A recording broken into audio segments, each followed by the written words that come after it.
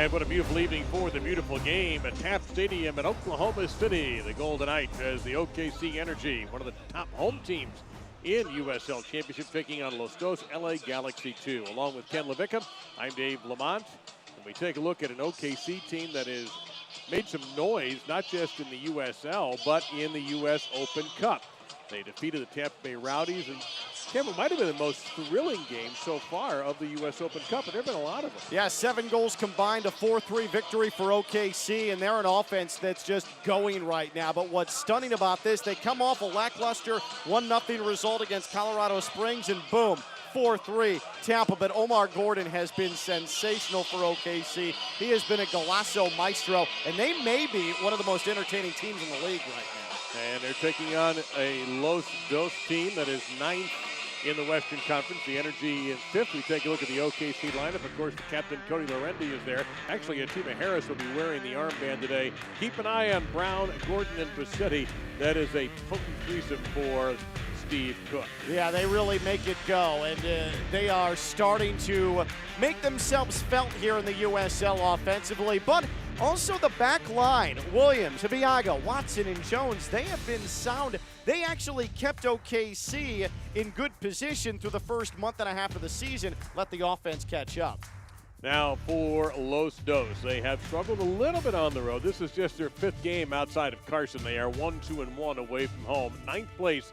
And their last 3 have been draws, and Ken, they have been roaring from behind in getting these 1-point draws. Yeah, 3 weeks ago, I actually saw them at Rio Grande Valley as they scored in the 94th minute to pick up a draw. Young squad, obviously, as a youngster portion of that LA Galaxy MLS team, but they're 5th in the USL in goals, so they will get after you. You got to be careful with them. Yeah, you've got to figure we're not going to get any clean sheets tonight. The odds say are against it. We take a look at there, you see in the midfield, Olaski, he scored an equalizer in the 90th minute, and it come from behind Ty a few nights ago. So it'll be interesting, and also you got to keep an eye on 66, Frank Lopez. And you also look at the reserve. Zoo back there, he spent time with the main club, LA Galaxy. Expect him to see some action tonight. Yep, he has 3 goals already on this season for Mike Munoz and Los Dos. Kickoff is coming up from Taft.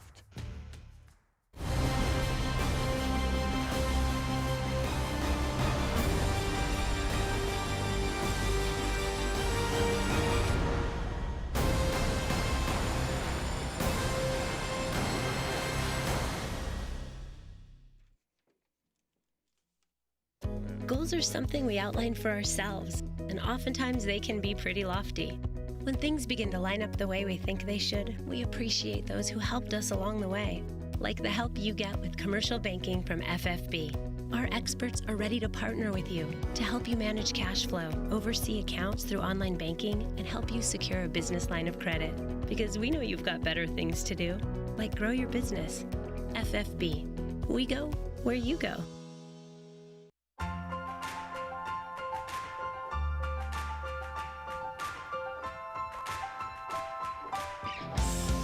Mercy helps the Energy get to the top of their game. We can help you get to the top of yours.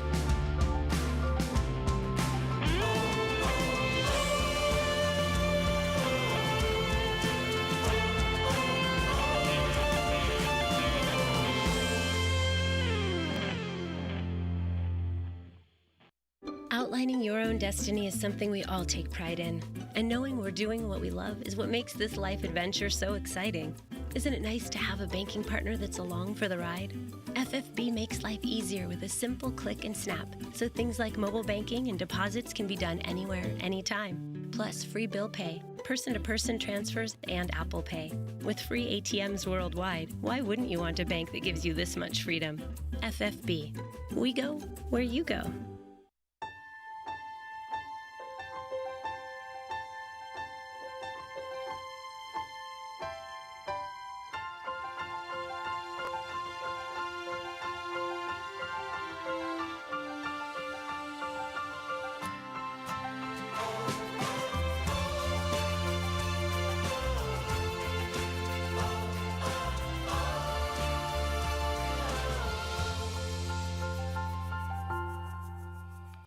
Well, there had been some concerns about the weather, but it is ideal conditions at Taft in the mid-70s. There might be some rain on the overnight hours in Oklahoma City, but we expect a clean evening in this USL Championship Western Conference matchup. Oklahoma City 5th, coming off of victory, as Ken mentioned.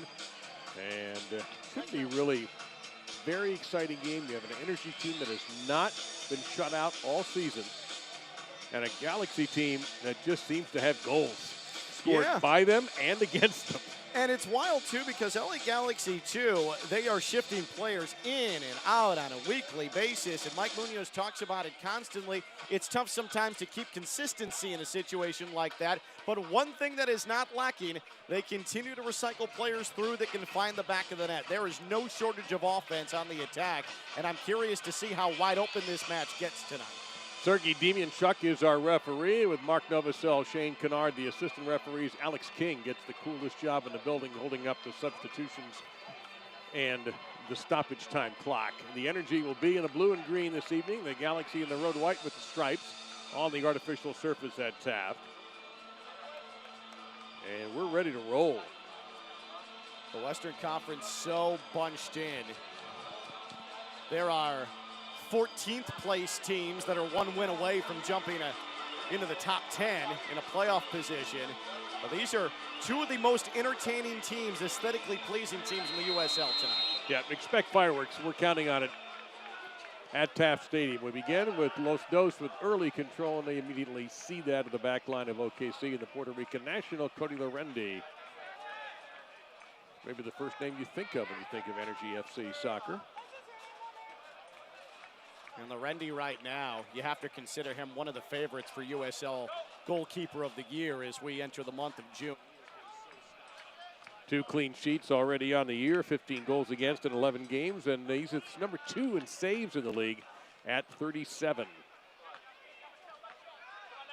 Well, be careful there. It's Los Dos. And it leads to another thing. It's Ontiveros clears it, Ken. You talk about the fact that Los Dos does have a fluid lineup almost from game to game. I wonder how the communication chemistry works with that. Yeah, and it is curious how that does work. And Mike Munoz, I've actually had multiple conversations with him about that. There is an understanding, and many of these players are coming up through the system, and that's what's good about this LA Galaxy system, is that it is a true system. There's an expectation, there's a style, so there's not much lost in translation when they come through. Yeah, bad turnover there, as it looked like Ibiaga got his foot hung up on the turf and just gave the ball up. And we'll see now if Los Dos can do anything about it. Shot is blocked from the outside. Chalao trying to go through the defense, but couldn't get through Williams. And OKC will try to clear. It looks like they may have a chance here as Bossetti beautifully up ahead. And now the attack begins for OKC, and they are an imaginative side. Going right at it, trying to feed it into Brown, but it was cut off by Michael Gallagher. You can see both teams early what they want to do. LA Galaxy, they're more possession-oriented. OKC has really started to get their feet under them from an offensive standpoint, hitting on the counter, working up the wing. So 2 contrasting offensive styles, but both the last month or so have been equally as effective. You've got Brown with 6 goals. He's among the leaders in USL Championship. Omar Gordon has 4 goals, 4 assists. He's at the top of your screen over there, number 91. And going for the ball there, not quite winning it. They've got Bossetti with 3 assists. Cato, 3 goals, 3 assists. This is a potent OKC team. It's so funny because it was around this time a year ago. The 2018 version of the Energy couldn't score at all. At all. They had a brutal slump that went for several games. There's a good job there by the OKC back line. There's a dangerous moment there with Lopez running loose in the box, but the Energy closed it off. A little mistake in communication there by the home side, but OKC is going to win the ball with Brown, marked very closely by Schultz, maybe too closely. I'm curious to see what happens with OKC, because this could be the last time they have the services of Omar Gordon for a while, because chances are he's headed to the Gold Cup with Jamaica. And Gordon, the target of there, is swept away again by Gallagher, so a good throw-in opportunity here for OKC. Yeah, we are coming to that time of the year where there's going to be Some guys punching out and going other places for international play.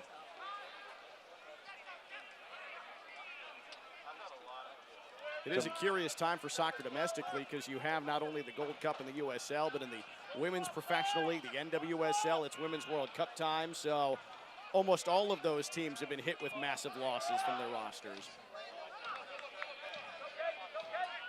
Yeah, even some of the USL League One and League Two teams are losing people to under 21s and so forth. And so it's time of great transition and also opportunity.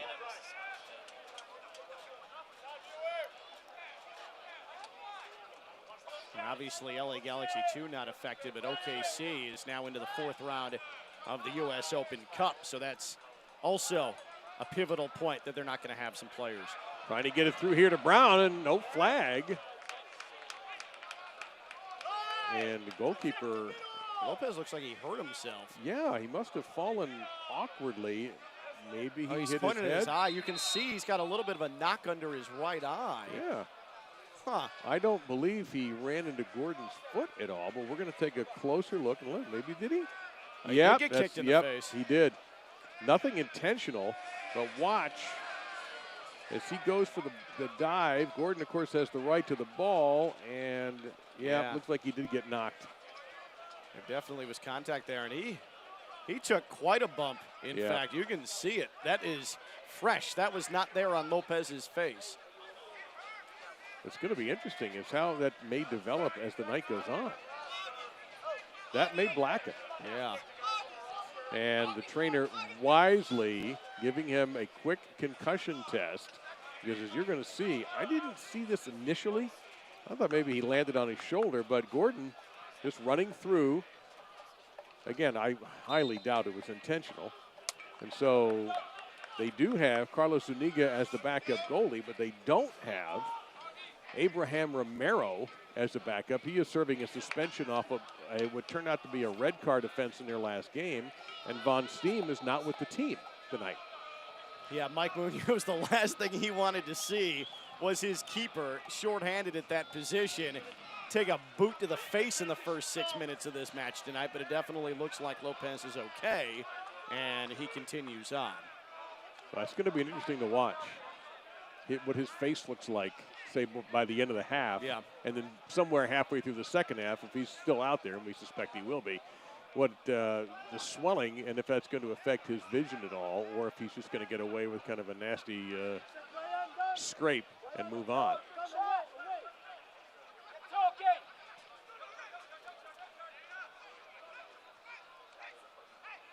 I always find it interesting, and there's a foul against OKC Energy, but I find it interesting, teams that play their home matches on artificial turf, how they handle bounces of the ball compared to a team like LA Galaxy 2, who very much do not. And it takes a little bit to adjust to it. It takes a good 15, 20 minutes to figure out the bounces and the speed of the ball. Yeah, Skippy more than grass would. Tougher for the goalies, I think, on shots that bounce. Without question. And we're going to have our first corner kick of the evening. Jose Hernandez lines up to take it for Los Dos.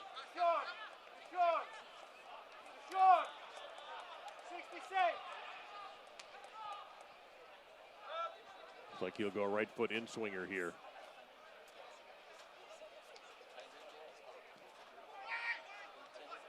Couple of OKC defenders getting heads on that ball. LA not really doing much with it, but they will maintain the possession. Launched into traffic. Chance here for Hernandez. Trying to create, comes out and fires, but it's going to be off target. And let's see if that's going to be, yep, that's going to be off of the greens. And once again, Hernandez will line up a corner kick. And Dave, this was really all set up by Gallagher, his flick on with his head, and it ended up finding Hernandez, who forces the set piece. Quick corner. Right back to Hernandez. He'll loft it. Lorendi stayed on his line.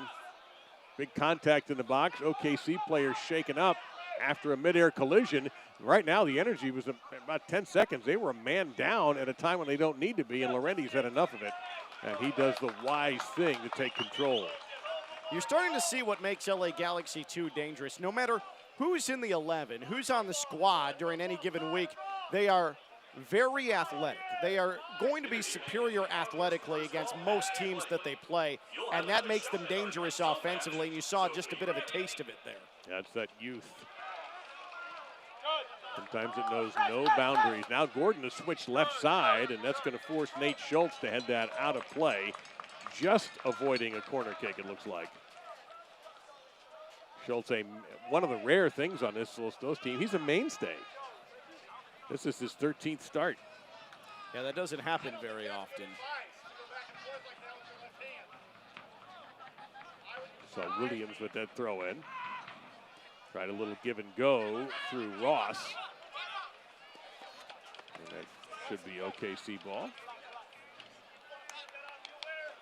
Biaga letting that go. And gets it right back.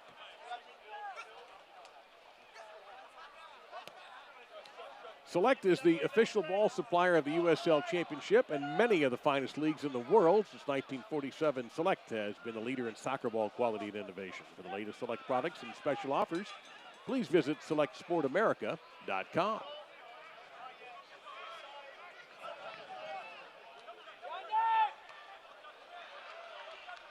That is a long header.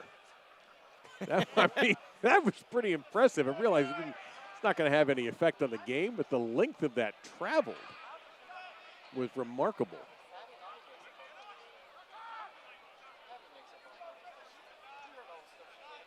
And OKC will play conservatively, and Laurentiis can really rip.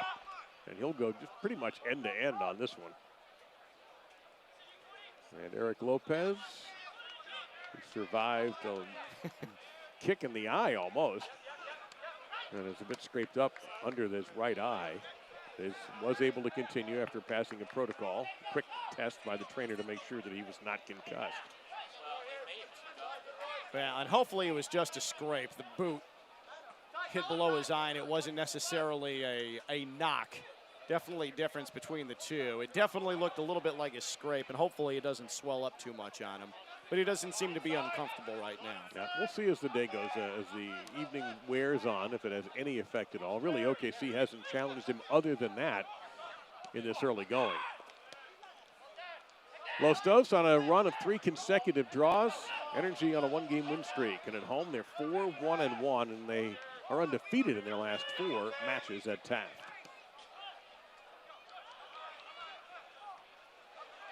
Biaga playing the long ball for Omar Gordon, and the whistle's going to go against the Greens, much to the dismay of the Energy and their supporters.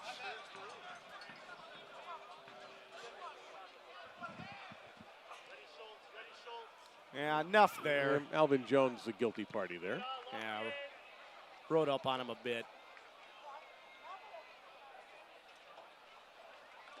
Yeah, you're right about the weather, too. You mentioned in the open, Dave. There was some concern heading into tonight that we might not get this going when we were scheduled to, but it looks like everything's going to hold off.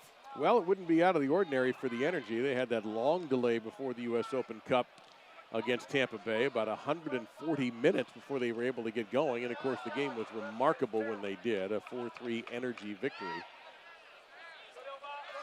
And now it'll be Dallas, their next opponent. And I do think OKC matches up with Dallas a bit. That could be a very interesting 4th-round matchup in the U.S. Open Cup. And what is also interesting is when you are balancing a tournament in the middle of your season with balancing it with your season. Right. How do you rest guys? Who plays and who doesn't play? Real challenges for Steve Cook and for all the managers now in the MLS as well. We want to win the thing, but we still have a regular season to contend with. Well, you and I were in Des Moines at the start of the U.S. Open Cup for Des Moines and Duluth, and that's a Des Moines team. And we'll see here as this ball was lofted to the edge of the area and then hit out of play. But Des Moines went on and almost beat St. Louis in the very next round in what was a crazy, crazy match that featured 3 red cards. So a lot of these USL teams have really had to work to get to this point. Yep, exactly right. And you had 2 USL teams going at it a few nights ago with Tampa Bay, who have been playing beautifully in the Eastern Conference. Really have been hardly giving up any goals at all. And the Energy rained 4 down on them. while giving up 3 and moving on now to take on an MLS side.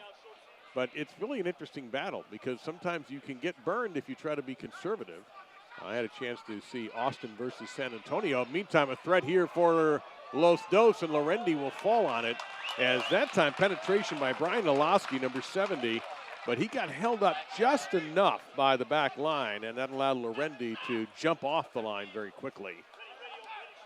A bit unsure, though, defensively there for OKC. Yes, ultimately able to hold off the attacker, but it also was a bit shaky back there. You don't want to allow too many of those rolling balls on this turf, or you're going to have yourself in a world of trouble.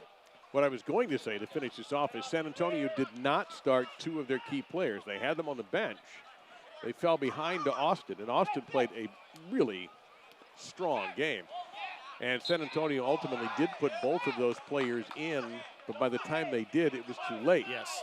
So they're out. Now, they also had to go to Sacramento, and they're playing Sacramento tonight on the road.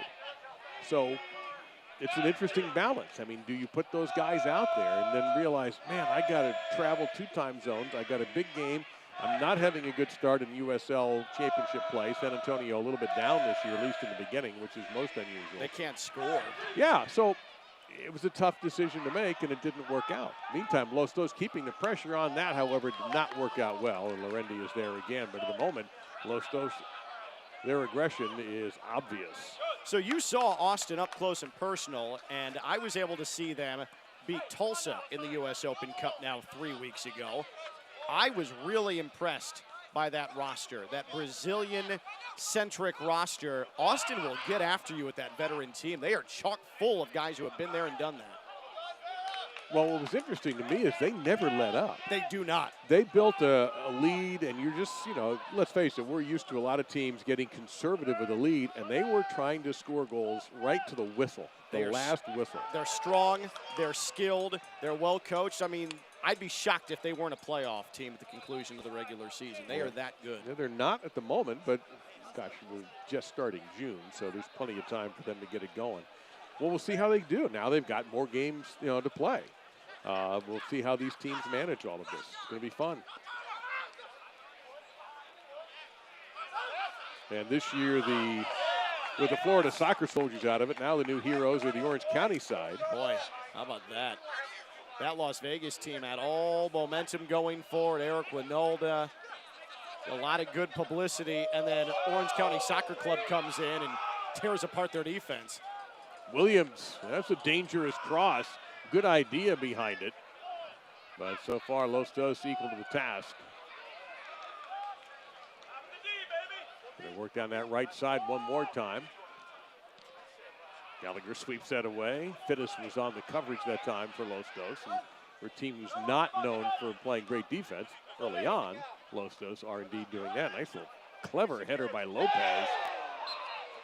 And a little shaken up, but I think that Noloski will survive. Noloski took a shot from behind that almost seemed a bit unnecessary. The referee checking in to make sure that he's okay. And we'll take a look at it here. Williams with a nice move, and now here's the foul. And a push in the back and a kick to the thigh, and that'll do it. But yeah. no booking. Nope, nothing at all. No discipline from our referee, Sergey.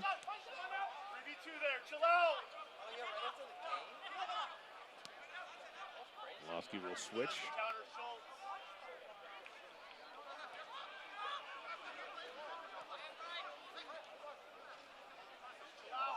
Omar out to Veros. Good idea, just overdone. Fans, you can follow the Energy and the rest of the USL Championship all season long on ESPN Plus, home of the USL, MLS, UFC, and a lot more. Join the over 2 million sports fans who have already discovered ESPN Plus and watch the championship live every week. Sign up today at ESPNplus.com. Dave Lamont, Ken Levick, and Ken performing heroic duty today after the tragedy this afternoon in the final. Yeah. Ken is all Spurs all the time. That was tough to watch, and Spurs were the better club, but they were brutal in the final third. And that ultimately, when the more skilled club gets those opportunities like Liverpool does, that's what happens. But I think a lot of people, Dave, worldwide think that that was a Champions League final to forget. That was a rough watch. It wasn't well reviewed, no. No, the critics weren't kind about that one. But you know what? Tell us the Liverpool. They won. Yes, they did. They don't really care how.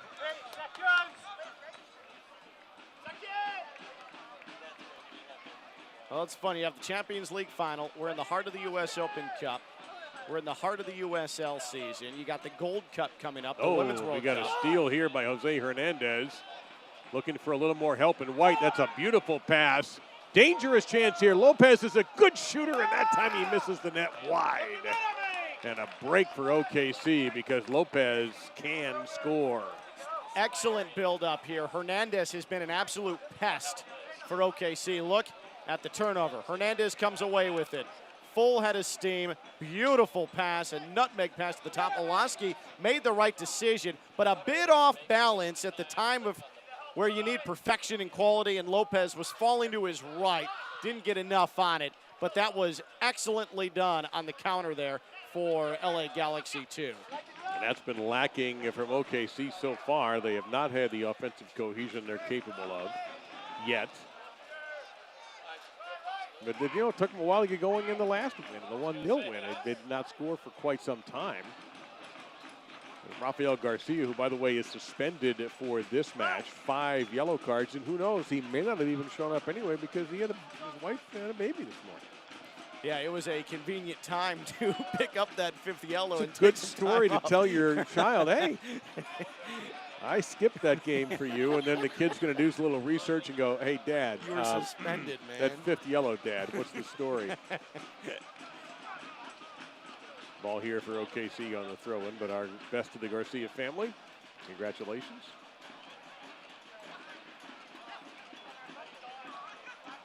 Ross, see if they switch it over to Williams. Nope, it's going to be held on to there by Watson.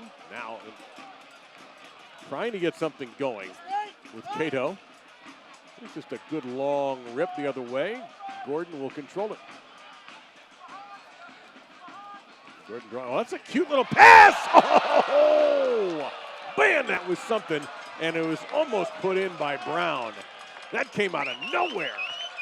What a cheeky cross from the end line. Look at the footwork. Beautiful delivery.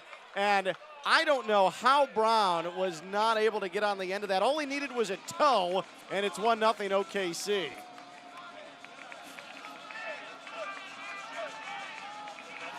Oh, that was magic from Gordon. He got that pass through a multitude of white jerseys.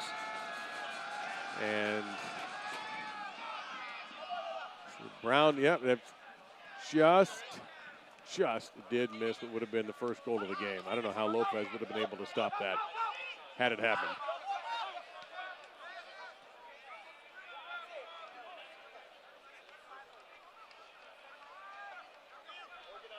But not deterred. LA Galaxy 2 coming right back. That's the way they've been all night in the early going. They've been pretty much on the attack. And they're also taking advantage of poor pass by Oklahoma City. Chalao looked like, I don't know if he was leaving out to the referee, who was certainly open. Now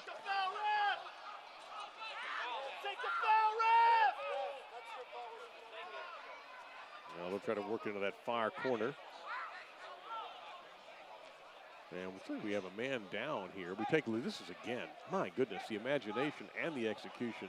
And Brown just has to be sick over how that turned out. I mean, right at the doorstep. And there was an injury to LA Galaxy 2. That's why play looked ragged on your screen. And Olaski is saying that there was a nefarious activity that took Vera to the ground. And now our referee Sergey is going to survey the scene. It appears as if we're ready to go again. Yeah, he blew play dead. It was never a call. He just blew the play dead. And so what will happen here is just, here, go ahead and take the ball back. You had it when the injury occurred. Vera had to come off the pitch for a little bit. Should be waved on by now. And he is.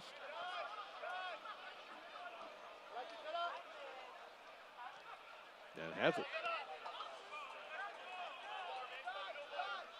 Well, the Gold Cup coming up, and you are going to realize once it starts how big an impact Reggae boys have on this league.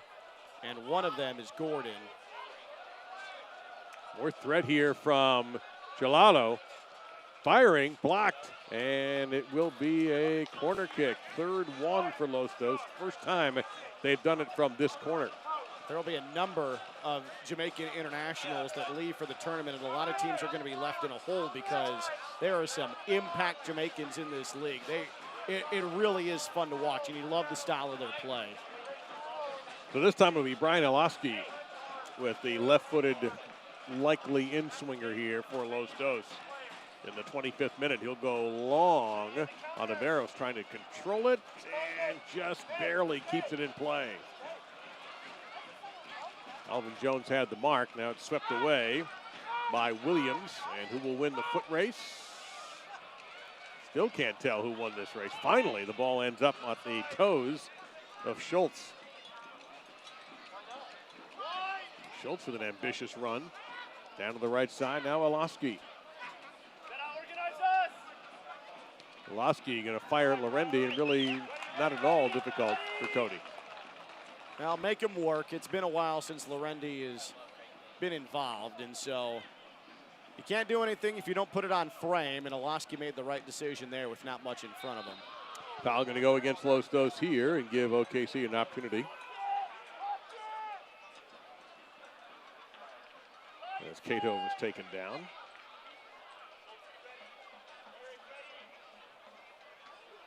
We'll get him over a little bit.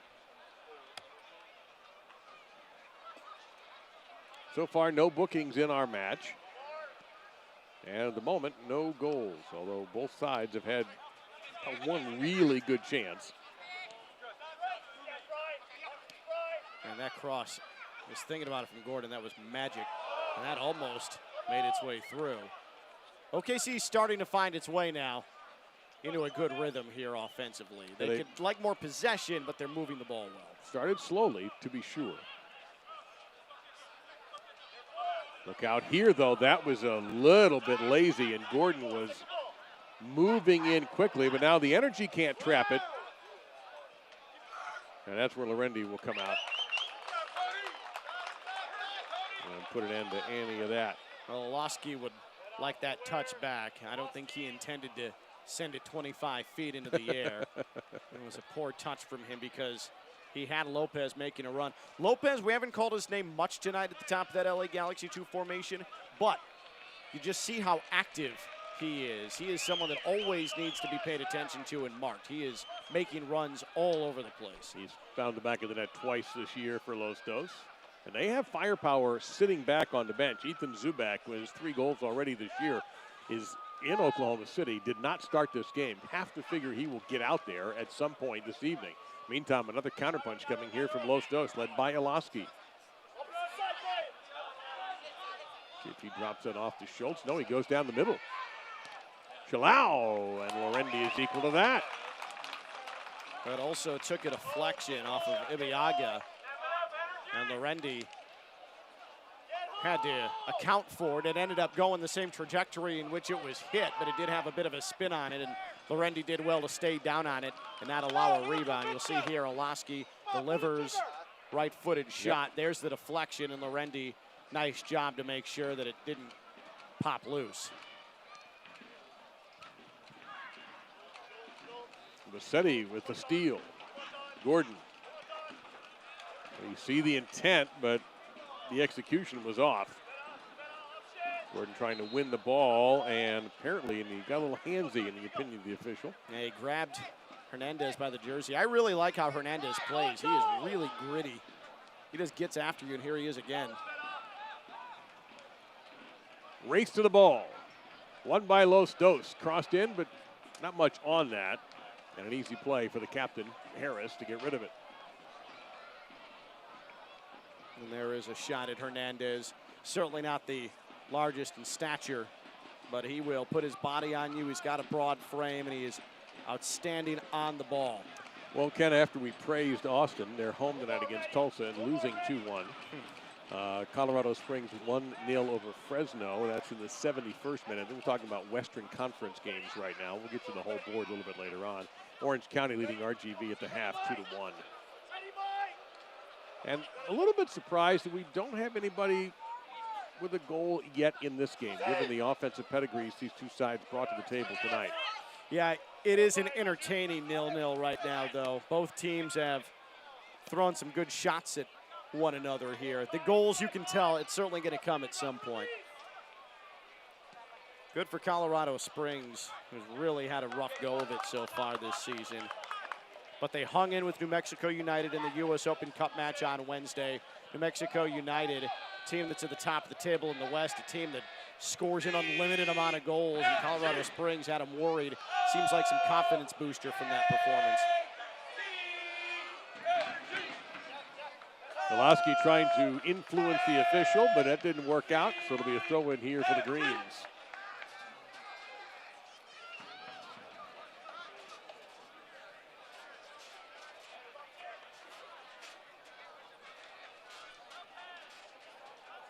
We'll take a look there at Mikel Williams out of Trinidad and Tobago. We'll get it back very quickly. Trapped along that baseline, but managed again to find Brown. Now Gordon ripped, but it hit off the back of the defender. And another throw-in coming up as OKC now putting a little pressure on in the lower third. I love watching Gordon play. He has no fear. He'll wind it up from anywhere. And that's going to go right through to the goalie, Eric Lopez. You can get updates and alerts all year long by following your club on ESPN.com. Search for, say, OKC Energy. And then click the follow button to keep up with the latest news and scores and get reminders on your next match. Go to ESPN.com now and click follow for your club.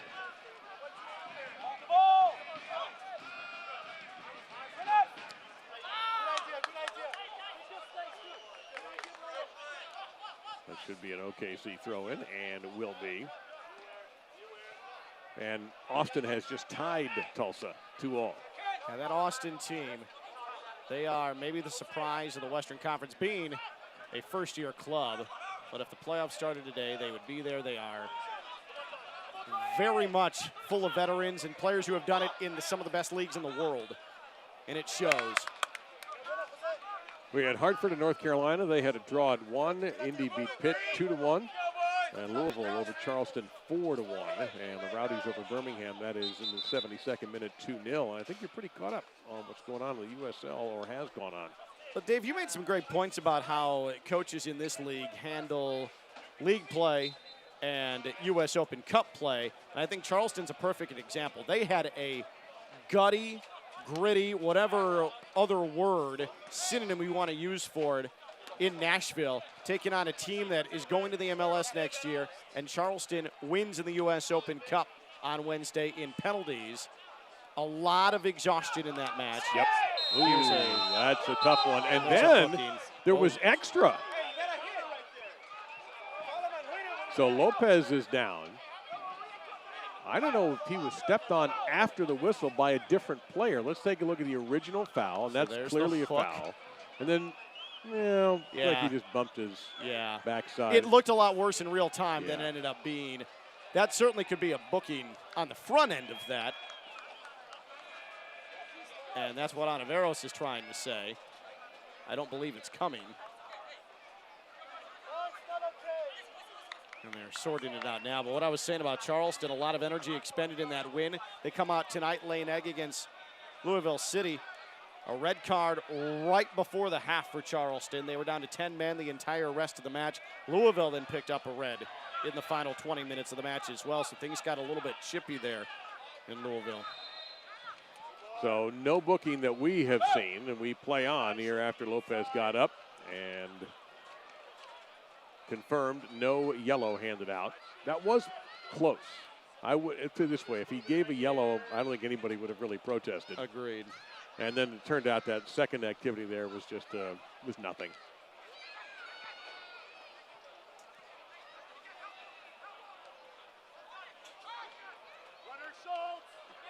See if OKC can get the pilot light lit and sustained lit. It's been stop and go for them so far in the first 34 minutes. LA Galaxy 2's done a nice job of weathering the pressure from OKC and creating scoring chances of their own as well. It's been very even to this point. Got to be careful there. Lopez got rid of it over to Schultz. Little forechecking from the Greens. And Lopez seemed really unsure for a moment. Got to remind him you can use your hands. In that spot, too, I just wonder how much taking a foot to the face early on in this one makes you not want to necessarily overly commit to something. Yeah, that's a good point. Another chance here. Noloski, who's been at the forefront of a lot of things. So is Hernandez. He'll drill one, but that was never a threat to Lorendi's doorstep. That was a good horizontal run there from Hernandez. Good first touch. It was the shot that failed him. Good setup there. Really no room to shoot it on frame, though, was there? Not much, no, and that's good defending from OKC. That's a great point. Ibeagha got right in the shooting lane, and Hernandez at the last moment saw that, and it was always going to be pushed wide. That's a great point. Well, after you see the play 3 or 4 times, you can make some sense out of it. Hernandez, that's a nice ball through here. More pressure coming in from Los Dos. Lopez, now he's dangerous. Well, the idea for Hernandez, he's not going to win that race, as Alvin Jones will watch that go through, and he'll take a goal kick out of this. I would have liked to see Lopez maybe get a bit selfish, make one touch on his right foot and let it fly. I know it wasn't a great angle, but the cross he made was just a bit too unselfish. That wasn't going to connect.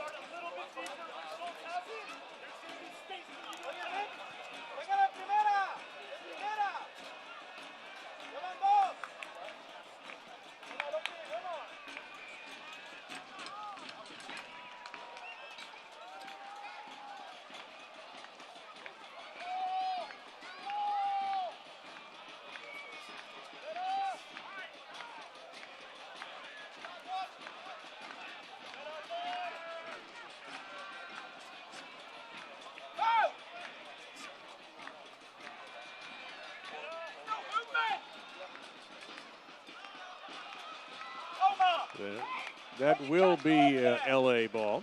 You can tune into ESPN News on June 5th for Wednesday night soccer when OKC Energy travels to Albuquerque to face current Western Conference leaders New Mexico United. It's the week's best match on Wednesday night soccer, June 5th on ESPN News. It'll be a heavyweight tilt in the Western Conference. Yeah, I approve of that matchup. That'll be a lot of fun.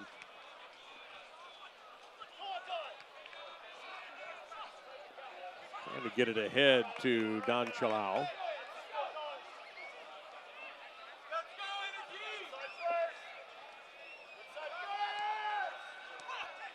Gordon, he's been all over the pitch. He's been right, he's been left. Now he's hanging out in the middle. Oloski took a left from Gordon. A freewheeling backhand to his face, and that's why he reacted like that. And Gordon's not a small man by any stretch. That hurts. Foot race again, and Cato can't quite get there as Gallagher sweeps it away.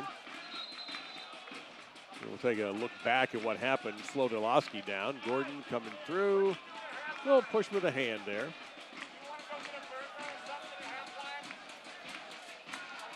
I'm sure that was painful, but I also think Oloski probably embellished that just a tad. Well, embellished it, hoping to get a call. Yeah. And it just didn't work. The referee either might not have seen it or just thought it wasn't worth stopping play.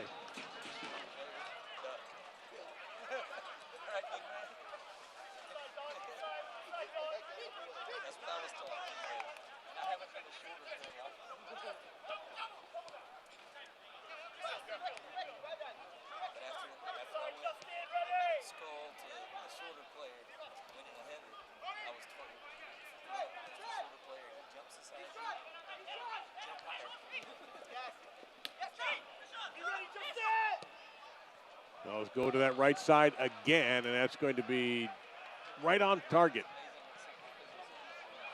Lopez watching that one go right in front of his goal mouth, and the ruling should be, Yeah, I thought this was going to be ruled in favor of LA, and it is. A reminder that Energy parents, you can sign your children up for the all-new Energy FC Kids Club, presented by Supermercado Morelos. Visit energyfc.com/kids club and learn more. And see, the referee decided that that ball belongs to that guy right there. And you see that eye, and it's gotten a little more swollen there, but otherwise it's holding off. And we don't see any blackening, which is my concern, that he might get a black eye out of that. It's a shame to see that baby face marked up like that, but. Well, welcome to the pros, buddy. Lopez, oh my. Yeah, that was dangerous. Whoa, Nate Schultz. Schultz may have hurt himself. I think he did. Shook himself up a little bit too. And you can hear the OKC touchline screaming at the referee. Schultz fairly reckless, it looked like. He just trucked him. There's no other way to describe it. Yeah, shoulder into the base of the neck of Gordon.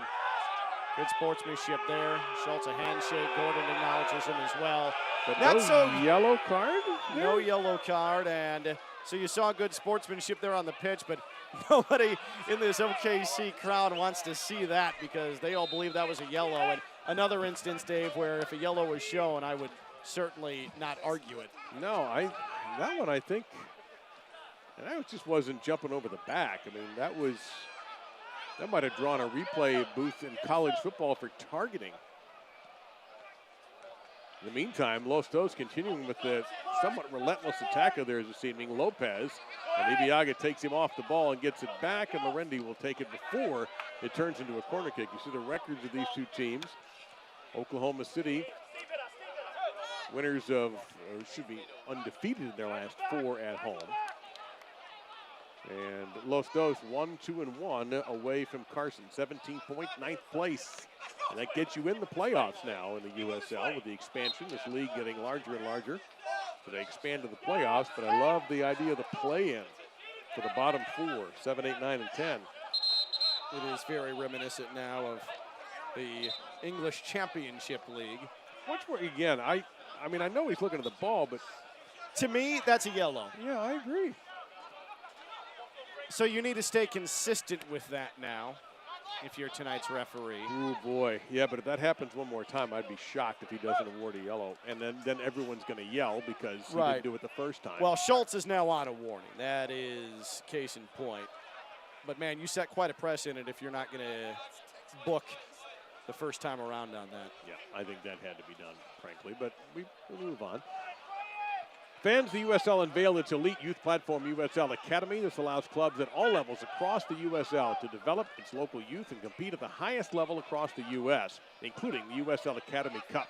For more information, visit uslsoccer.com/academy. Trying to get it into Brown. But so far, with one notable exception, everything OKC has done has not panned out. The exception being a ball through by Gordon to Brown that he just couldn't get a foot on. Had he, it would have been an almost certain goal. Gordon right now having a tough time of it. Bossetti with a skillful effort to try to keep it into play and drawing a whistle. Yeah, that was a high elbow. And we'll get another look at this. As things got crowded along the touchline. You can see Bossetti. There's a shot. Yep. Probably caught him on the chin there. But what the referee is going to say there is that, hey, yes, it was a physical play, but going to call foul. And again, he's sticking to the precedent he set, so I can't argue with no yellow there. Okay. If he's going to referee I just want to know, what is it going to take? I'm not sure I want to see what it's going to take. It may, yeah. We'll see. So Alexi Bossetti has a chance now to launch this up. And let's see what the set piece is here for Steve Cook's side. Into traffic. Palau got a head on it. Collision in the box. And foul was called. Yeah, that's on Brown. Yep. And Korniuk is going to be all right. It's been very even through 44 minutes. We're just going to take a glance at what happened here on the set piece. You're going to see elbow to the ear. Both teams have had their opportunities. Yeah. Both teams have been good in the buildup, but it's everything in the final third they haven't been able to finish, neither side. That was nearly a dangerous play there, but we play on. I thought maybe advantage might be ruled, but the official thought it was clean. Aggressive header that time by Williams. And Schultz just knocks it away when he realized he wasn't going to win the battle against Gordon. Gordon moves up about 5 feet to get that throw-in off. And he was not pushed back. Williams now playing a long through ball. And Lopez very calmly saw that Cordell Cato was on his way and on his doorstep, but Lopez hung in there nicely. Well, that's confident keeping there, but the defenders do need to be more of an impediment in that spot. I would have liked to see Cato at least be held up to an extent so Lopez isn't having a face full of OKC jersey flying at him at the last moment. Can't imagine stoppage time being much of an issue here, maybe a minute. And I think that's what the fourth official was going to put up on the board right there. It would be 1 minute of stoppage time. You got a good referee watch there, Dave. You nailed it. Well, no yellows, no goals. Only one instance. I mean, actually, the only thing that took any time off the clock was Lopez's being kicked in the face early on, the goalie Lopez. And that's where we are. So we'll add a bonus 60 seconds on to here. And let's see if either one of these teams will get one good thrust in before halftime.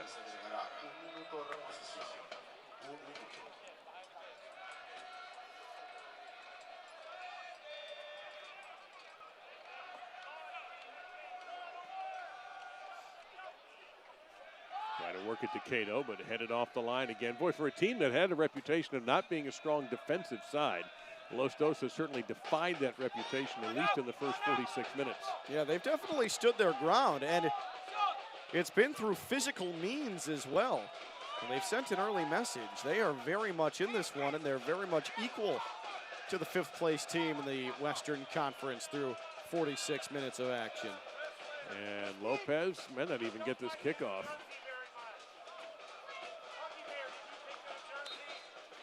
Nope, he doesn't.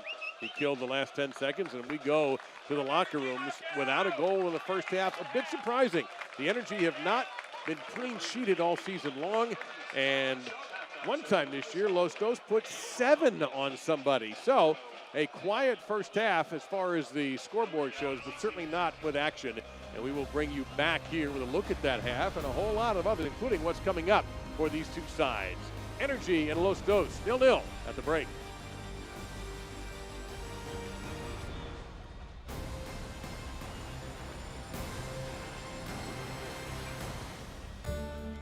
The mission of the Central Oklahoma Humane Society is to stop euthanasia of healthy adoptable animals in Oklahoma City. For us, it's all about connections. We connect between adopters and fosters, we connect internally, and we connect with our donors and our community. Cox Business helps us make those connections. Our organization has Cox Business high-speed internet and the IP-Centrix managed phone system. It really has made a difference. They're always reliable.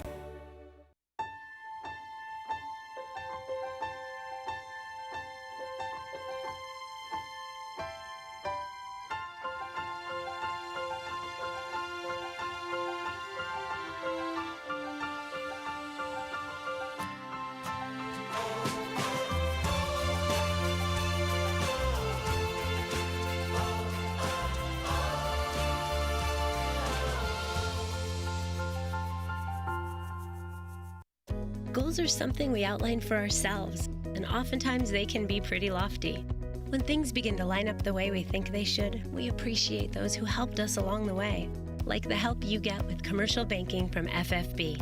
Our experts are ready to partner with you to help you manage cash flow, oversee accounts through online banking, and help you secure a business line of credit. Because we know you've got better things to do, like grow your business. FFB. We go where you go.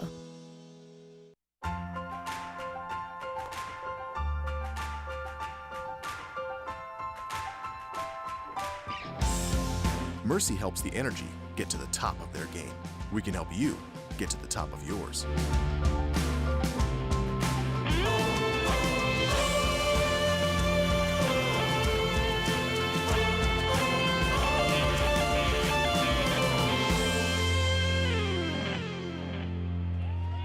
Oh, what a beautiful night in Oklahoma City. Take a great look at downtown. We're just outside of that, and Mercy bringing you this halftime with the Energy and Los Dos, surprisingly, without a goal in the first half. The game didn't lack excitement.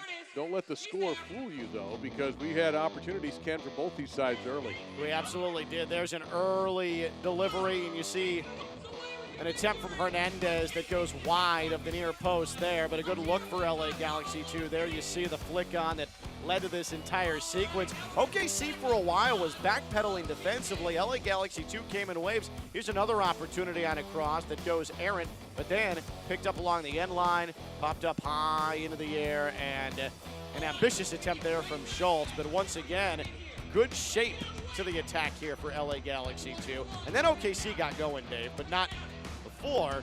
There was this Hernandez turnover. Here he comes to Olaski. You see Olaski then play it on to Lopez. Lopez off balance. And that was maybe, though, the most dangerous attempt of the first half. Yeah, I agree. I think we both thought Lopez might get a better shot off the net, but as you pointed out, he was falling away a little bit to his right and just couldn't get the proper balance. But we saw a lot of this from Los Dos. That shot, really there was no room for that one from Hernandez as you take a look. And Lorendi got some help from his friends defensively.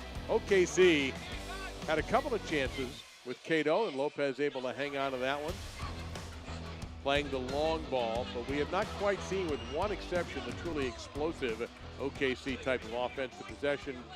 As I would actually have guessed that Los Dos would have had the ball longer. I agree. Based on the shots, too. Right, and OKC depended a lot on the long ball to generate any sort of offense, but 7 LA Galaxy 2 shots, 2 on target. OKC not a single shot on target in the first half. No, they had the one good opportunity, but they couldn't get that ball on target. Had they been able to, I think it would have found the back of the net. No yellows and no offsides and no corner kicks for the Energy. LA Galaxy 2 had 3.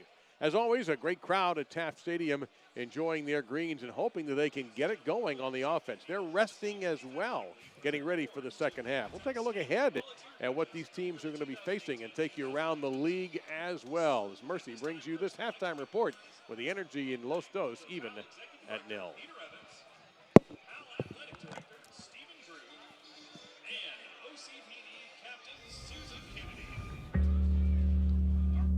Statesboro, it's like this little oasis of a location. I think Statesboro loves itself. It's the first thing I would say. This is a win for the community. Not only are we getting a professional level soccer team, a sport that's loved around the world, but we are now creating an economic development area that's going to have a huge impact on our community and throughout this region. Let's do it.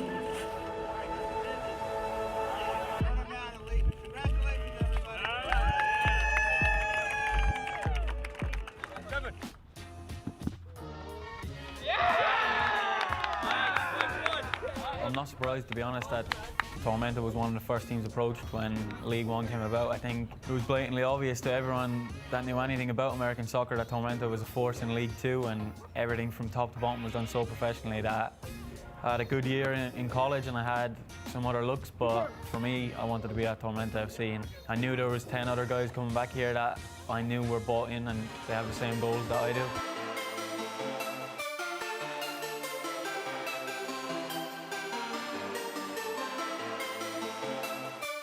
This is the first step of a very, very, very long journey. This is a league match. We set some pretty lofty expectations for results this year, did we not? Okay. Getting here, okay, is a good place to be. And now, what you guys need to do is take it that one step further. Family, boys! Family, family, family!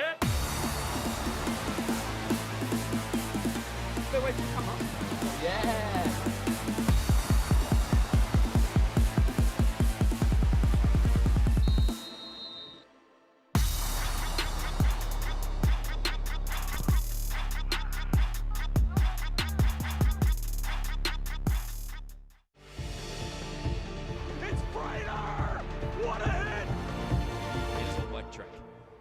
spots a strike and a goal.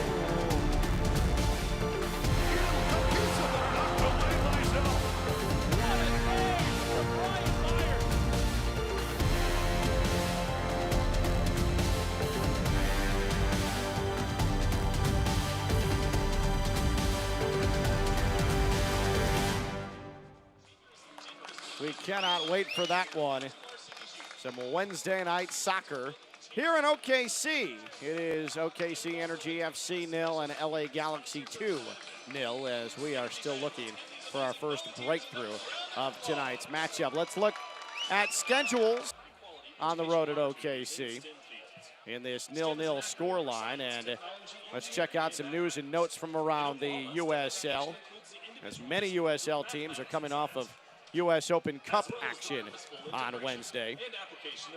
And a lot going on in this league. Of course, we talked about New Mexico United, and there's Tampa Bay at the top of the Eastern Conference table, despite the fact they're out of the U.S. Open Cup.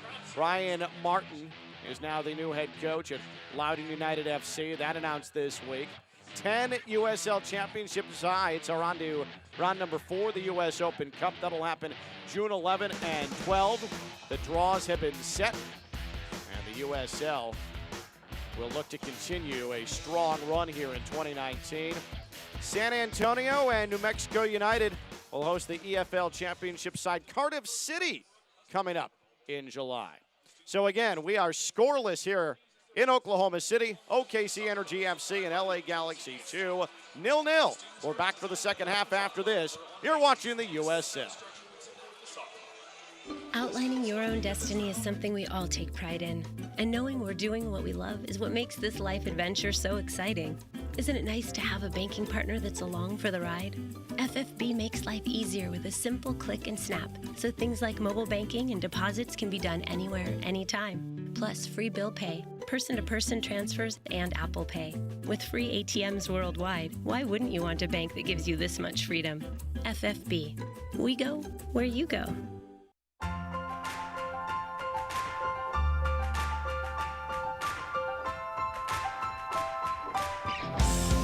Mercy helps the Energy get to the top of their game.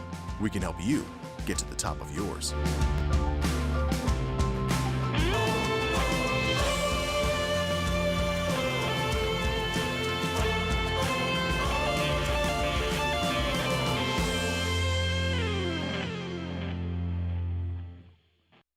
Success is achieved through hard work, and many business owners work tirelessly for years to realize the dream of franchising their business.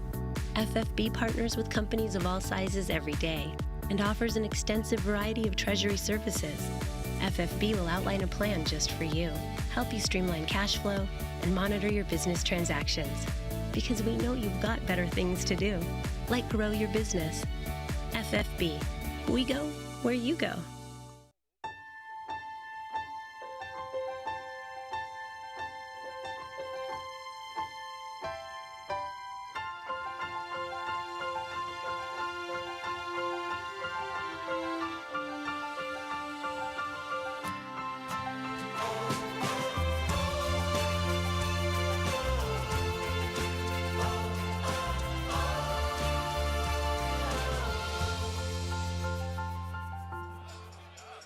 And there you see some of the Greens fans who bring the green and bring the energy, but no smoke, at least not in this first half. Now the second half about to begin, with both sides seeking a goal. We mentioned possession has favored OKC.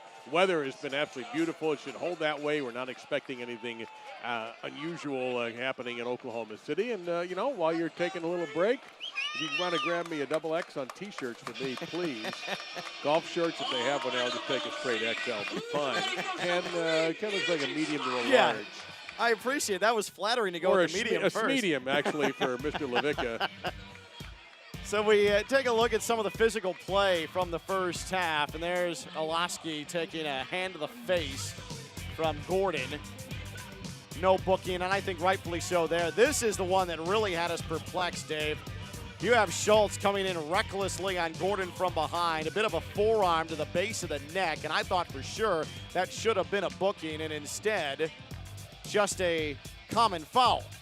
And Nothing so, common at all about that. absolutely not. And then we saw later in the half, too, a questionable play near the touchline involving Bassetti of OKC, who took a shot to the chin, and there was no yellow as well. Yep. But, again, I can't argue with it if it's consistent. Is it physical? Yes. Is it a bit over the top? Perhaps. But is it consistent? Sure. Well, the referee, Sergei Demenchuk, established that pattern in the first half, but you and I both know, we've watched enough of the beautiful game to understand that sometimes officials have a stricter look about them in the second half. Sure. They've given out all the warnings, all the freebies, and now the next 45 plus, you're going to start seeing the yellow begin to fly if we see other fouls of that import. Especially if you're Schultz, who is very much on a warning. Any similar attempted challenging like that, and he'll definitely be booked. I know it's the 0-0 scoreline, but I thought it was a well-played opening half. It certainly was entertaining. There were certainly chances, and we've seen quality, just not when it matters most. Not quantity at the moment, anyway, but we'll see what happens in the second half. We'll see how these teams open up and your substitution patterns. Remember, for Los Dos, you've got Ethan Zubak on the bench. You've got Augustine Williams on the bench. That's 5 goals between the two of them sitting down. So I can't imagine Mike Munoz going more than 15, 20 minutes if this score stays as is without making a move to bring one of those guys in. I just have to think that's got to happen. Yes, absolutely. And OKC has a little bit more of a defensive tilt to who's on their bench with Highland and DeFonte. So it'll be interesting also what Steve Cook is thinking. But so much is going to depend on who is going to finally get that first goal. Gordon trying to come up with a miraculous steal, and instead he's going to be whistled for a little bit. And there, bam, is a yellow card. Didn't even take a minute. Gordon with a smile on his face. There's really nothing much he thinks is funny about it. Orlowski gets taken down from behind, and let's take a glance at this. Hernandez up ahead to Orlowski. Does clip him on the back heel, and that could be a cumulative match, or at least first-time achievement award, because we did see Gordon get away with a hand to the face of Orlowski, so I do believe that might be some cumulative effort. Because standing on its own, isolated, Dave, I don't think that's a yellow. I think that you said it perfectly. I'll leave it at that.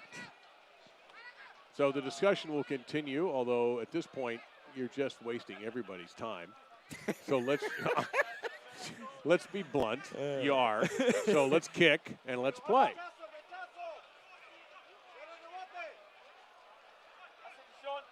Well, the wallet's back in the pocket, so that's a good start. Just need some spray now. Yep, there we go. And now that's when you know it's serious. Orlowski is recovered. And the referee will determine exactly where he's going to allow OKC to stand up, and he's done just that. It's Bassetti, who looks absolutely disgusted standing back there. In the meantime, Orlowski, who had a huge goal that prevented Los Dos from losing their last match. He tied it up very late. That's been their pattern. That's a team that has had some late scores. Of course, OKC, 87th minute in their last game. So to get a win over the Switchbacks, who did win tonight, 1-0 over Fresno. That's lobbed in and zero threat. Hernandez trying to fight for it to get it back for Los Dos. And they do try to cross it in, but that's going to be stopped by Cato. He'll get it back from his teammate. And the Energy survived the threat. And in fact, we'll get a call, I believe. Yep, they do. It is wild, though. You mentioned it, Dave. Some of the late heroics from LA Galaxy 2 to come up with at least a point throughout the course of the season. It's happened a handful of times, and that just gives you an idea of Mike Munoz, the program he has with LA Galaxy 2. They just consistently keep battling, and you do have to take that into account if you're an opponent. And there you see the clip from behind.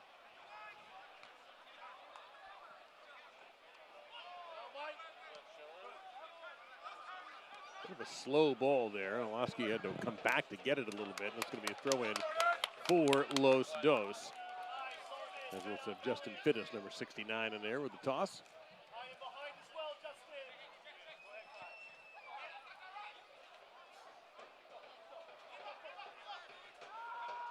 That one will be run down and go all the way back to Cody Lorendi after the boot from Alvin Jones. Lorendi under some pressure, sweeps it down the pitch. Fittis will put that one into the bleachers. If you're OKC and you are near the top of the Western Conference table, the last thing you want to do is drop points the match before you take on the leaders in the Western Conference. Yeah, that's right. We've mentioned that match coming up on Wednesday versus Albuquerque on ESPN News. Just sort of puts you in a little bit of an urgent situation here in the final 40 minutes.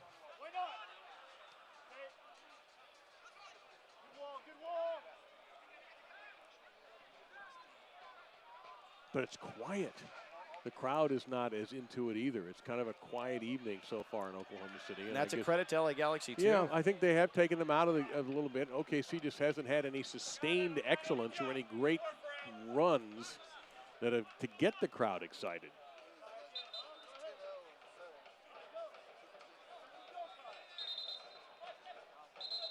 And wait a minute. The referee thought Fittis was taking it too far down. He backed him up a few feet, and now he's satisfied. And that'll be another throw-in for Los Dos, despite the argument coming out of Watson, which he's going to lose and did.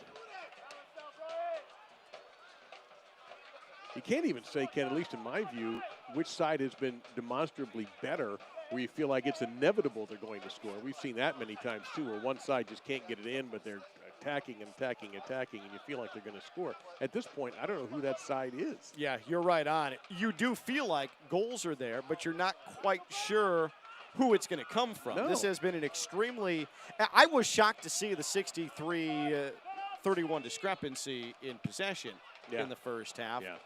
And I'm not sure if that's 1,000% accurate. So here's Gordon now with a little bit of room to work on his right. He'll center it, but nobody's there in green and blue. And it's taken away and swept out of there by Schultz. But even at 63-31, say that is absolutely correct. It's not like OKC had any better opportunities than LA Galaxy 2 did. They had the best opportunity on that pass from Gordon to Brown. Yep. With Brown just not able to flick it in the goal. And that's been, I think, out of all of the chances, including the ones for LA, that was the best one. So a turnover there. And a chance now for Lopez. Goes with the pass, a collision just outside the box, and we play on. Greniuk was knocked down. I did not hear a whistle. Lorendi still has the ball. I believe we're going to keep playing. I do not think this was ruled a foul, and I'm not sure it should have been.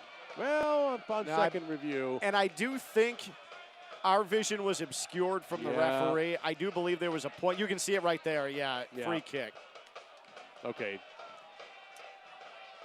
That is I did not hear any whistle, but I'm glad there's a call, and that's right. It's going to be just outside the box. We take a look now at the arm of Harris. And LA Galaxy 2 has had their collective faces beaten up tonight. Yeah, oh, that's clearly a call. In fact, I wouldn't even rule against that being a yellow card. It's a needless play, too. I don't believe that's inadvertent from Harris. I don't think so either. He clearly knows that the attacker is to his left, and the arm comes up. That was an unnatural defensive play. And they're looking at his jaw a little bit, asking him to clench his jaw, make sure that he's still got strength there. You know, that is a needless, reckless play. Yep, you put your team in a difficult position. It was nearly in the box. And he did give and correctly, did award a yellow card to Atiba Harris. Well, we were wondering when the bookings would come, and OKC has drawn 2 of them in the first 8 minutes of the second half. Well, without question, that's deserved, that one. So, Greniuk, the Frenchman, looks like he's going to be all right.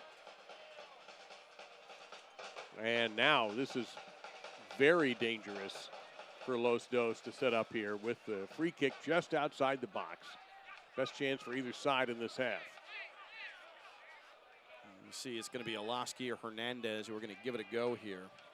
So you go ahead, you take the direct shot.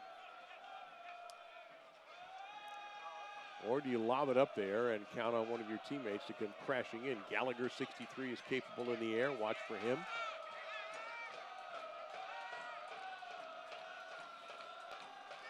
Lefty, righty. Going to keep Cody Lorendi guessing.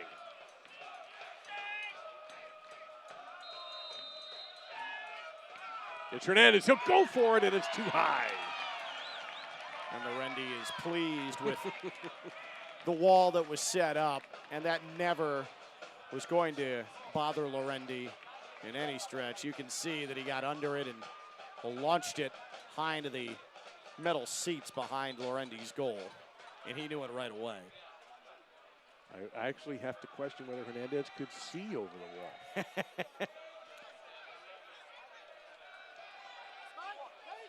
But he has it back. Drops it off to Olofsky. And Los Dos keeping the pressure on. Well, they might have been targeting Lopez in the middle there for a header, but instead it's going to be corner kick number 4 for Los Dos, and it will be Jose Hernandez.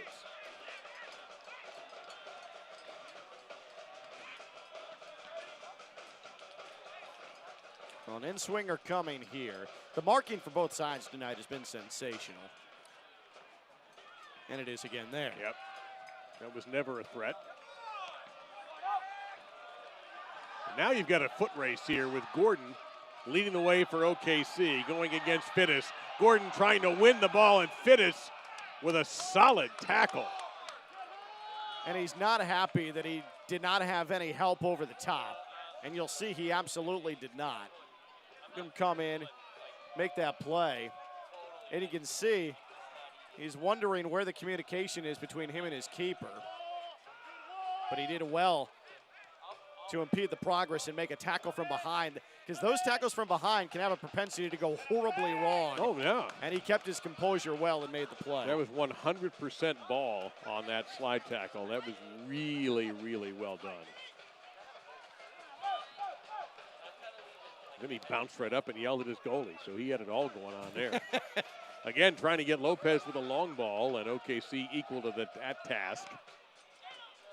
I wonder how the managers feel about how this match is. I wish we could interview them right now and get their perspective. Steve Cook, who's seen his team come off a brilliant, exciting, wild offensive game against Tampa Bay, now locked in a defensive struggle with Los Dos. And Mike Munoz on the road, different lineup, different goalie. Lopez, it's only his 3rd game of the year so far. Got hit in the face in the first 5 minutes. Now, I wonder how these managers feel about this game at this point, if they're satisfied, disgusted, or knowing coaches, probably both. Yeah, probably. I think there's some frustration that neither offense has been able to find a path through. Quickly to the pocket goes our referee. I think a warning was issued. Oh, there it is. You're right. Now, You're right. he had that out before the echo of the whistle finished. Oh, he grabbed the shirt. Yeah, that's automatic. Absolutely automatic. That'll be an Ontiveros. That's why the yellow was so quick. You said something before second half kickoff, Dave, where you said sometimes referees really tighten it up and get strict in the second half. And boy, have we ever. Well, I have to say, though, to be fair to Sergei Demonichuk, that 2 of those, the last 2, were blatant. Shot to the face with a forearm and then a shirt grab like that. Sure. Those are automatic. So I don't even think it's I think the first one, your point was that was kind of an accumulation type yellow. As we go into the box. Chance here, and it's swatted over the top by Lopez. His sternest test so far. Well, Lopez, that's where the lanky frame comes in to immediate advantage. He was beaten, it was off at a deflection, and he somehow contorted and adjusted his body to tip it over the bar at the last moment. Just the slightest touch, and he's able to poke it up over the bar. It went off of Watson, and what an adjustment to keep that out of the goal. Play of the night so far. Watson was right there, got a foot on it. And Lopez, Steve Cook has a little issue with the 4th official. Here comes the corner kick launched off the head of Chilau.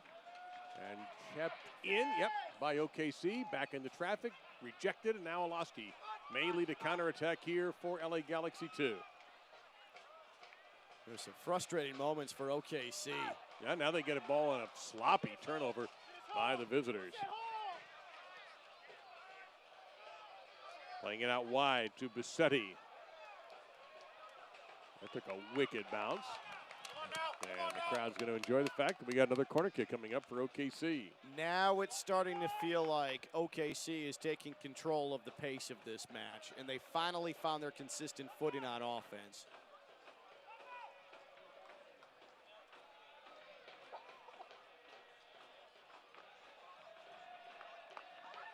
Comes out low. Gordon had a pass at it. He really couldn't do anything with it, and that is just cleared. And Lorendi comes way out, and now way behind the play. The referee has blown play dead. It came on contact with the ball, and I have a feeling the ball may have hit in a very uncomfortable area before it was cleared out. And that's who they're tending to back in the box.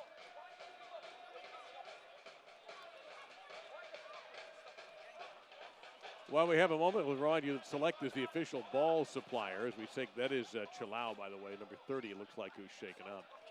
Select is the official ball supplier of the USL Championship and many of the finest leagues in the world. Since 1947, Select has been the leader in soccer ball quality and innovation.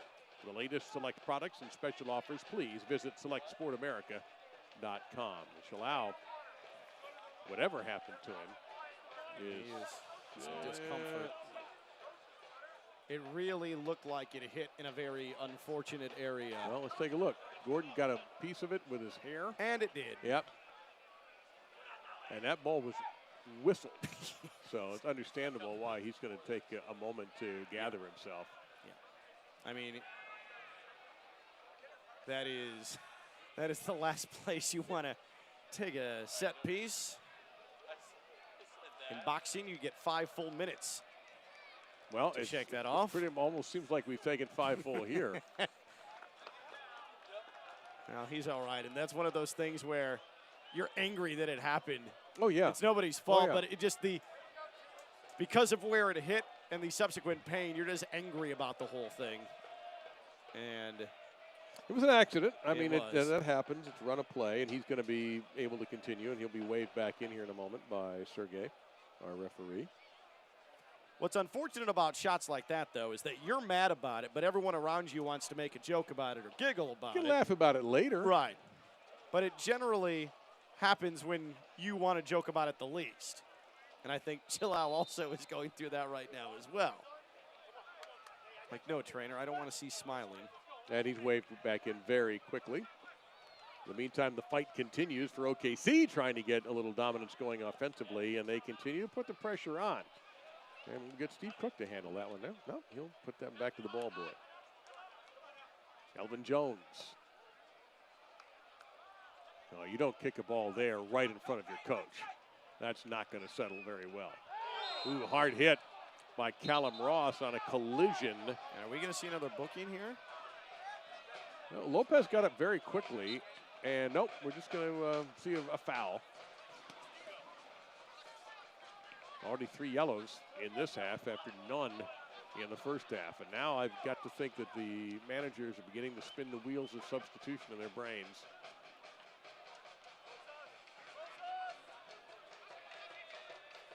To follow up, we've been following some of the Western Conference matchups tonight. The Switchbacks did beat Fresno 1-0. And Austin got a stoppage time goal to beat Tulsa 3-2 after falling behind 2-0 to Roughnecks. So that's a big win for Austin. And Orange County and RJV are nearly finished, and it's 2-1 Orange County. They're in the 90th minute. So 2 things off of that. First, the Austin victory. Chris Tierpak comes in the 53rd minute and scores a hat trick, including the stoppage time winner. And Austin with a big-time victory. And then, with Fresno losing to Colorado Springs, that means Wednesday, if OKC can get 3 points in the table tonight. Well, this is dangerous to Hernandez. Lorendi comes out quickly to interrupt the play and gather possession. If OKC can finally break through and get 3 points in the table with a victory, they will be taking on New Mexico United on Wednesday for the lead in the Western Conference. Cool. So there's a lot on the line here in the next less than half an hour. Take one more look at it, but it ended up being a really nice pass from Koreniuk. And Lorendi saw that whole thing developing, was able to put a plug in it.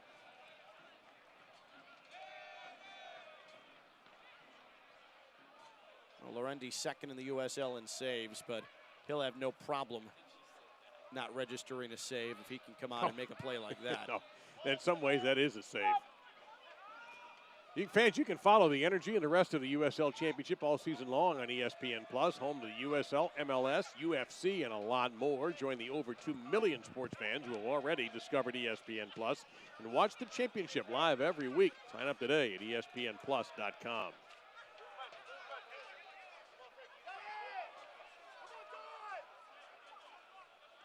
That ESPN Plus app comes in handy for flying around and traveling around, and certainly makes bus rides a lot more enjoyable. Because nothing can, except that.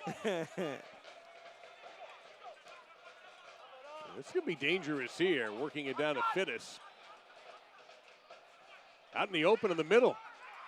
Goloski trying to figure out his game plan. Fittis right back to Goloski. No, he lets it go through. Hernandez. And the Energy able to stop that, but they cannot clear it. It was a weak clearing effort, and now more danger. Koreniuk will fire, and Lorendi is equal to that task. Comes up big on the toughest chance that Cody has seen so far.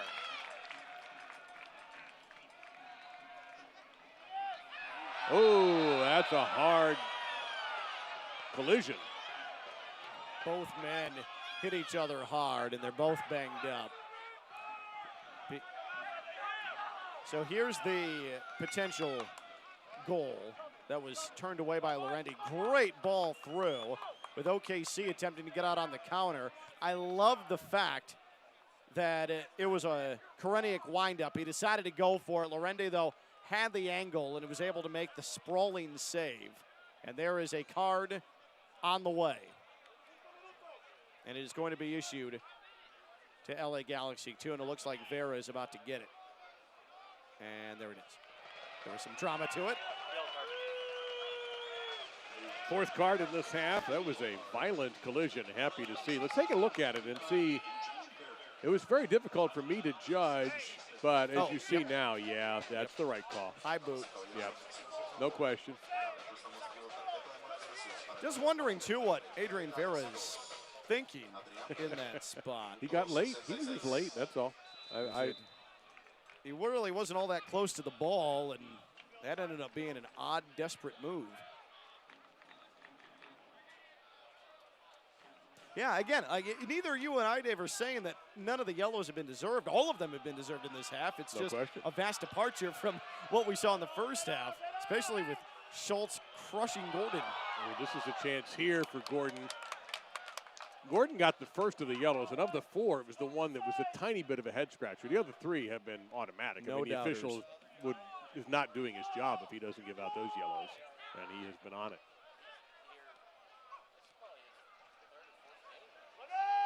Jones had actually hit Koreniuk on the way, and that will belong to Los Dos on the throw in the 68th minute.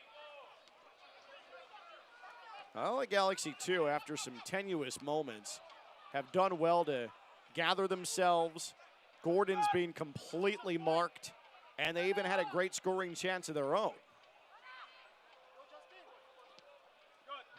And Gordon did a beautiful job there, avoiding contact and playing the ball and not the man, and interrupted the Los Dos run-up. However, LA keeps it. Fittis and Goloski. You wonder, is this going to be a match where it comes down to someone making a mistake that leads to a goal rather than a run-up?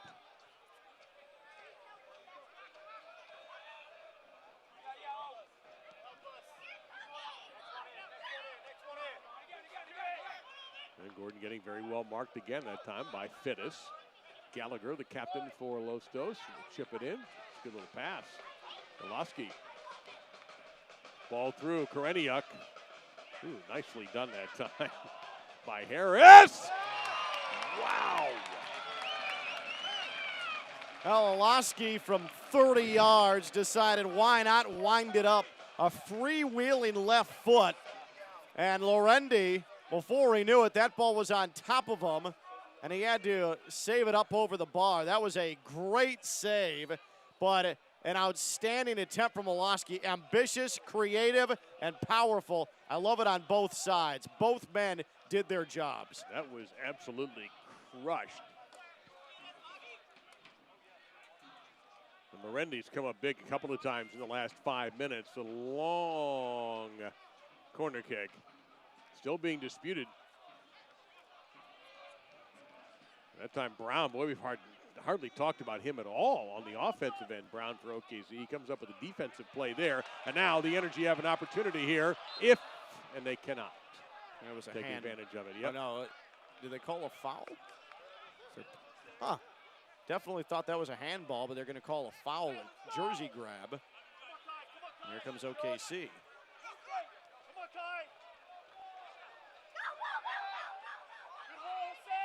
Omar Gordon launching for Brown. But the cohesiveness not quite there.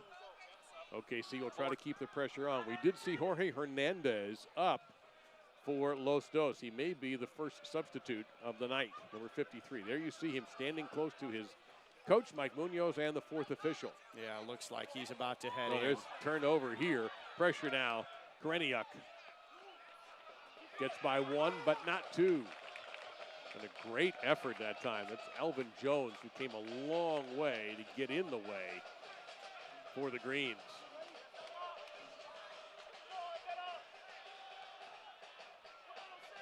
Well, you wonder if Vera, who has a yellow, might be coming off in favor of Hernandez, and we'll see in a couple of moments. The referee got in the way that time, or the ball hit the referee, really.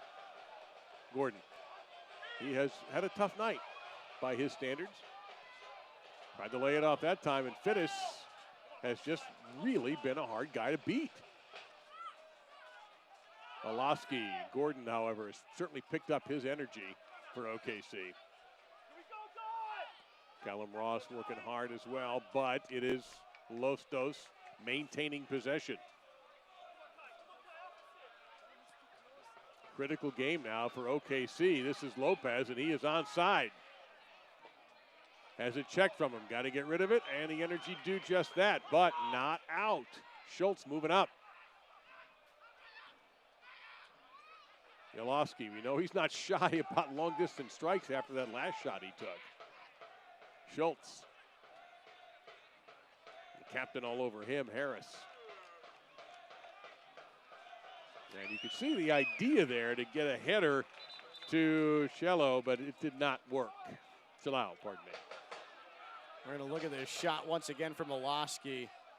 I mean, it was moving and dipping and knuckling. And Lorendi, some would say, oh, he didn't need to die for that. He absolutely did. That was moving all over the place. And here is Hernandez, and who is he taking off? It'll be Chalao who's going to be coming out, number 30. Gives us a moment to tell you that Energy parents, you can sign your kids up for the all-new Energy FC Kids Club, presented by Supermercado Morelos. Visit energyfc.com/Kids Club to learn more. First sub of the game. And nobody coming off of that bench at the moment anyway for Steve Cook.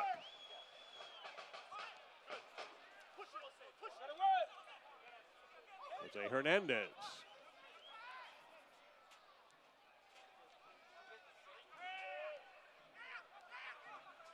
Elolowski found a little bit of a gap, tried to lay it off, and it was intercepted. Jones, Gordon, pushed. Oh, my goodness. More activity after the play. I'm curious to see what happened here because it didn't look like Hernandez was really even touched. Remember, Gordon has a yellow card. Yeah, he is sitting on a yellow. He obviously would be smarter than that. And Hernandez obviously as well knows that Gordon has a yellow. Card's not coming out here, but it's going to be a discussion. Well, that would be a game, literally a game changer if he did give him a second yellow card. A reluctant bit of sportsmanship that time. Take a look at it again. The whole thing. Gordon comes up. He wants the ball. And there's the push. Yeah. A little bit. There's definitely a little bit. I don't think, and I know Hernandez is diminutive, but I don't think it was enough to send him flying backwards like he did.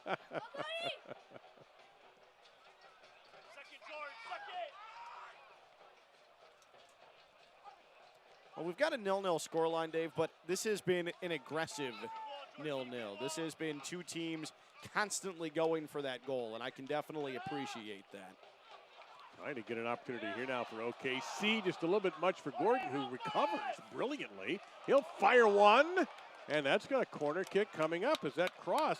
Ontiveros did the best he could with it, and he was able to knock it over the goal and out of play. That was a little wicked and gives Bossetti a chance. As a defender, like Ontiveros is, when you see a cross coming in with that pace and you're 4 feet in front of the goal line, you have nightmares about an own goal. He did well to clear that away. Bossetti, in swinger, far post, headed. Foul going to go against OKC. Apparently the referee not happy with the effort of Watson. And Watson made a good run to that back post, but got too physical. He was unmarked and he mishit it. You'll see it here. He couldn't direct it. And then he's called for the foul at the tail end as he came down and delivered a bit of a push to Gallagher. Still feel like someone's going to break through. We've been saying it a good portion of the night, but both teams are spread now. They are spread wide open defensively. There is room to operate for both sides. But curiously, LA Galaxy 2's done a better job in the last 15 minutes of thinning out OKC's back four. Agreed. And Lorendi is going to claim that one. Stopping the run by Lopez.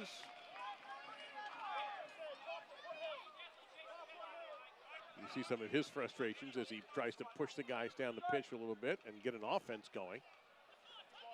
He's come up with a couple of very good saves in this half. One in particular on that pellet from Miloski. You can see Steve Cook on the near touchline saying, come on, keep rotating through, keep moving the ball.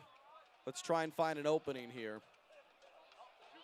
And he is content with the 11 he has out there right now, making no changes. Cross and Ontiveros again. We'll sweep that one away.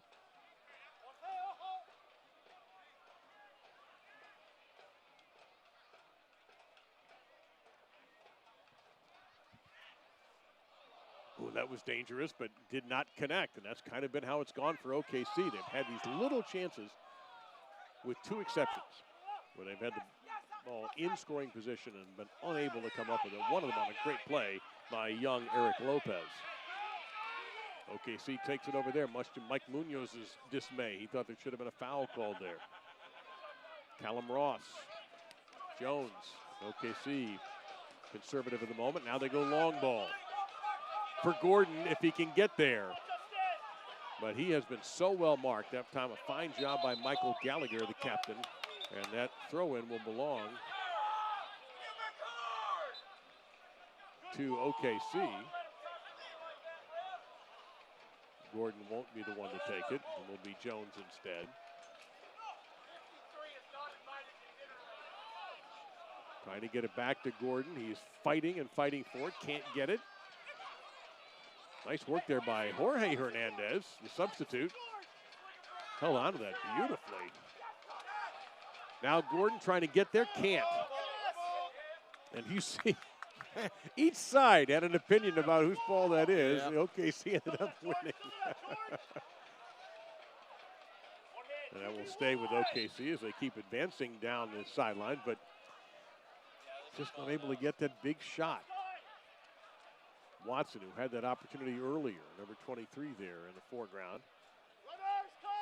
And Lopez came up with his biggest moment of the night, flicking a shot from point-blank range over the top of the crossbar. OKC has not been shut out in a game this season. They have scored in every game, something Steve Cook told us earlier in the week he's very proud of. Both teams have been scoring lately. So Gordon, is that onside? No.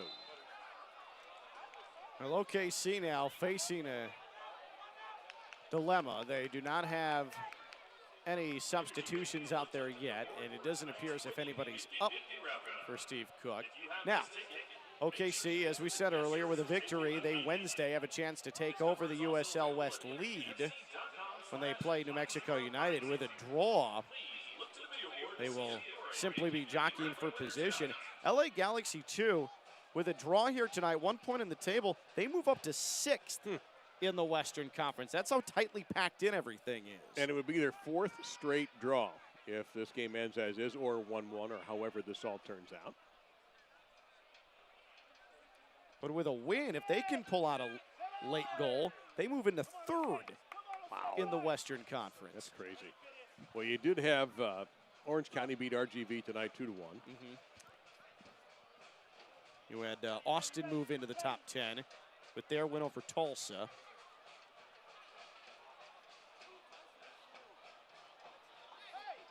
Take down there.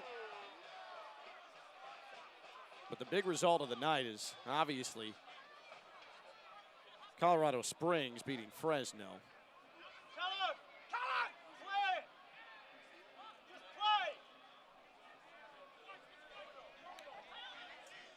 This is Hernandez, the lone substitute of the night.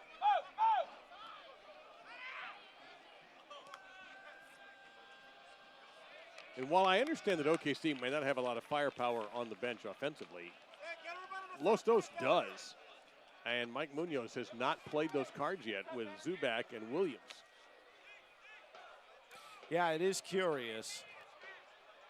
I mean, you have a chance to steal a game on the road. I mean, steal it.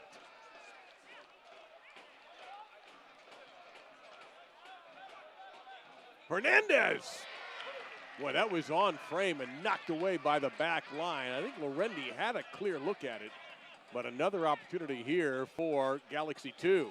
It looked like Ibiaga came up at the last moment and cleared it off the line. Hernandez was frustrated with himself. Yeah, he'll try the corner this time. Left footer, long. And flicked away, but not all the way away. Onto Veros. Hernandez. Into traffic. No trouble for the OKC back line, and now can OKC get something started on the offensive end? That should be off of Hernandez and does belong to the Greens.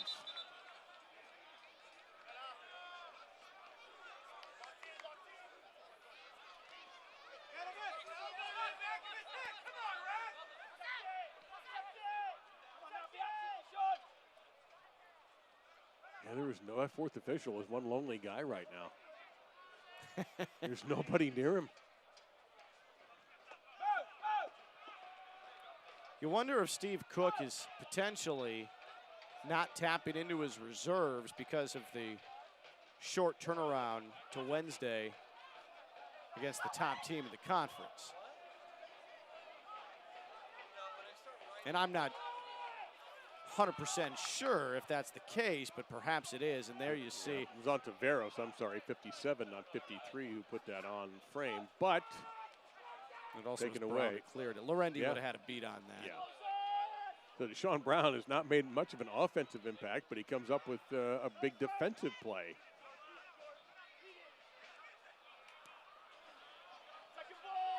This game just seems to be trending toward a 0-0 draw. It's starting to feel like is. that. This is the first time I've really felt like that might be the end result. Great result for LA Galaxy 2. Disappointing for OKC in that spot. Well, there's still time, and we'll get a couple of minutes added on here. Gordon. Dropped it off to Ross. They try to work it around the horn. Back to Ross. He'll launch. And miscommunication there. I don't know if he thought that Alvin Jones was going to make a run or not, but That's an appropriate reaction, I would think, from Steve Cook. About what you would expect. Yep. Trying to keep it together. And that also could be a result of some tired legs, too. Jones thought he had a run in him and realized, I don't think I can get to the end line. The cross had already been delivered, unfortunately, and he just sails harmlessly out of play.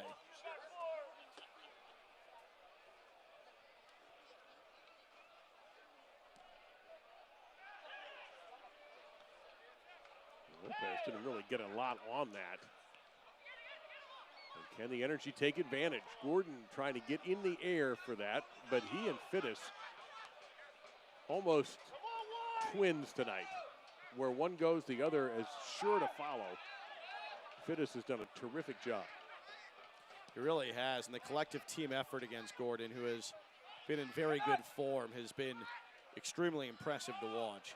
Hernandez now, 1v1 with Jones. Jones wins the matchup. The fans loved it. Some of the yelling probably came from the Los Dos bench. They didn't care for it. And Ross going to have to hustle on that one and understand he's got to be careful with Lopez, but he put enough pace on that to get it to Cody Lorendi.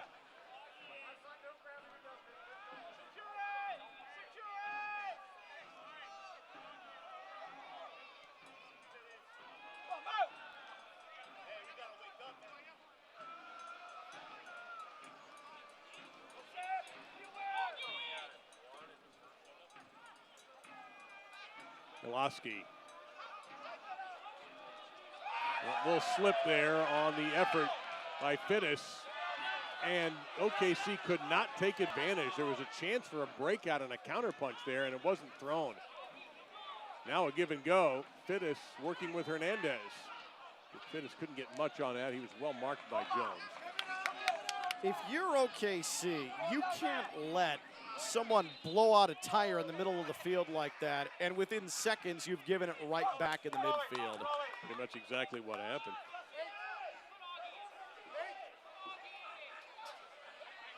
So here comes more pressure against OKC here in the 87th minute on the throw in by Hernandez.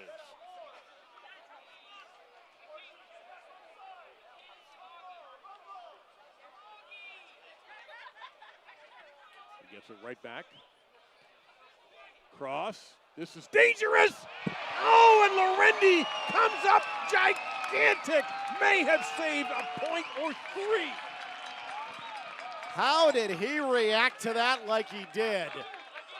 That was a delicious cross right where it needed to be. Lorendi completely exposed and comes up with maybe the biggest moment of the season for OKC. Put that in the save of the week consideration around the USL. That was staggering. He may have to do it again. And that's going to go harmlessly past everybody. Wow, Cody Lorendi. Let's look at that again.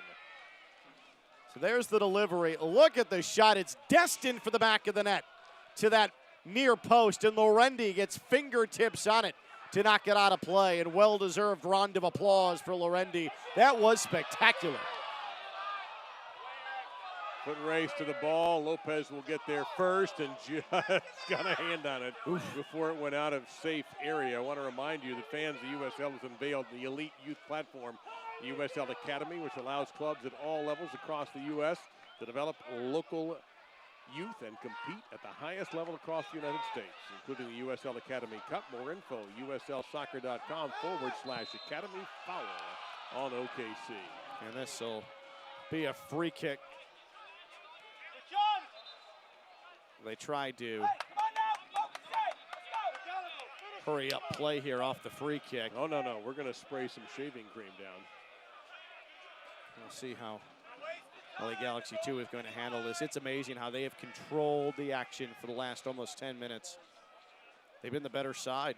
Well, this reminds me that Wednesday Night Soccer is going to feature ESPN News OKC taking on Albuquerque. The Western Conference leaders, New Mexico United. That's the match of the week. Wednesday on ESPN News. So look at that. You got three guys huddling over this kick. You've got a hot goalie down there in Lorendi. who may well end up being the star of the match. His second half has been unbelievable.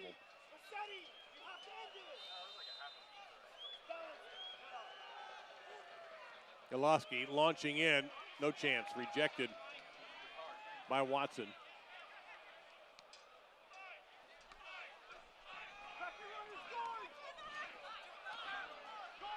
I'm utterly stunned. We only have had one substitution in this game.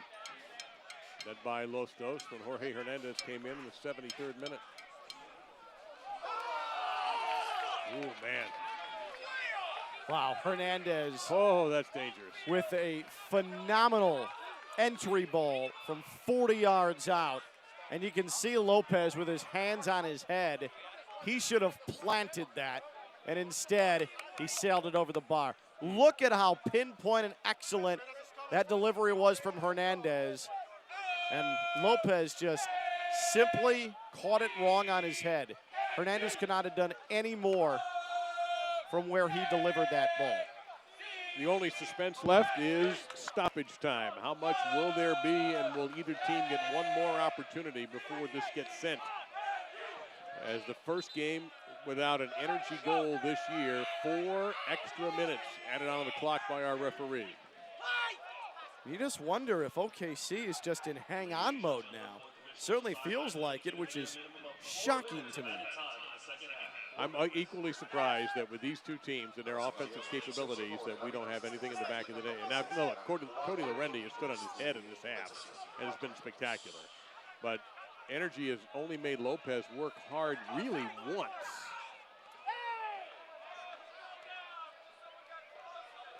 Gordon, not for a lack of effort on his part, that's for sure. And the give and go came and went from Cato trying to get it to Gordon. That did not manage at all. In the last 20 minutes, there's only been one good chance for OKC. LA Galaxy 2 is completely taken over this game.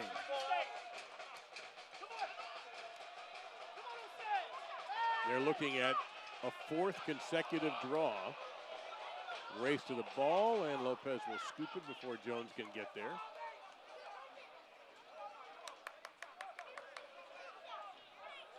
And Lopez is about to pick up a clean sheet and a pretty sweet eye wound. Ladies love a scar. Well, it'll be his first this season, and if Cody Lorendi can keep the net clean, it'll be his 3rd. But here's a chance now for the energy to attack. Off of the fouled off kick from Eric Lopez.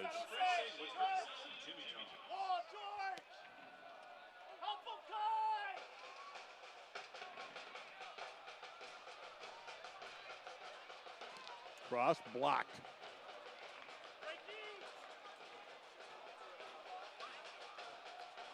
In a game with end-line to end-line action, OKC is about to go 94 minutes without a substitution.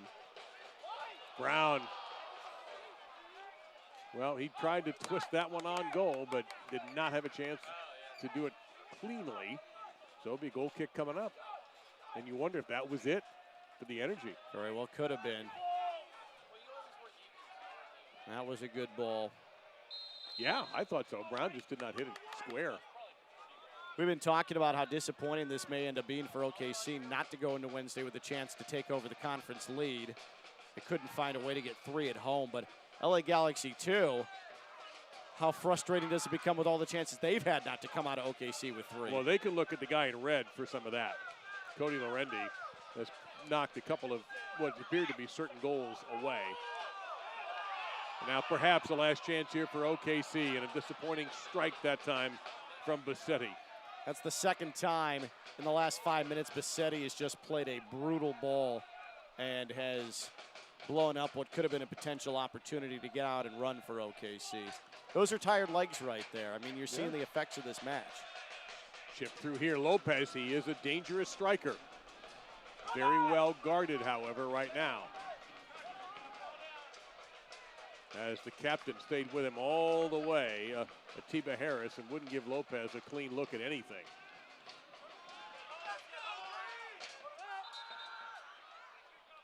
Referee wants to throw in over there, and he's got what he wants. An extra ball on the pitch. Watson got to be careful there. You see Lopez flashing in. This might be the last chance. And there it went, off of Brown's head. Nobody running with him.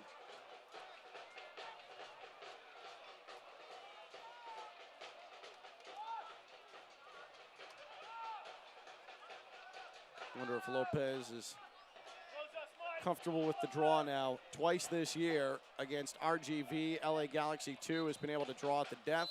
That's Won't it. happen now. A surprising result given what these teams are capable of.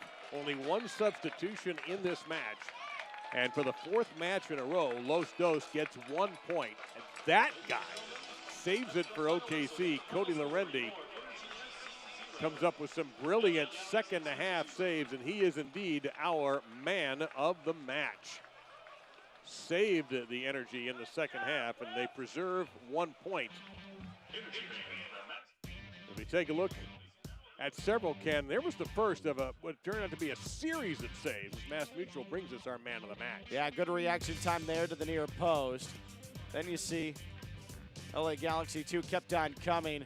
Oh, what a launch from 35 yards from Olaski. Lorendi once again equal to the task.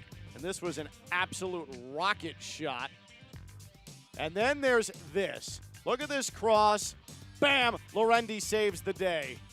He's the only reason that OKC able to register a point at home in the table tonight. Lorendi showing why he's a potential USL goalkeeper of the year. And there you see the two clean sheeters sharing a moment of joy and a little bit of fellowship between these two goalies. They both did well. Lopez, who sports a scraped eye and a clean sheet. Quite a night at Taft Stadium. Disappointing in a way for OKC to not be able to get the 3 points at home, but they will pick up one.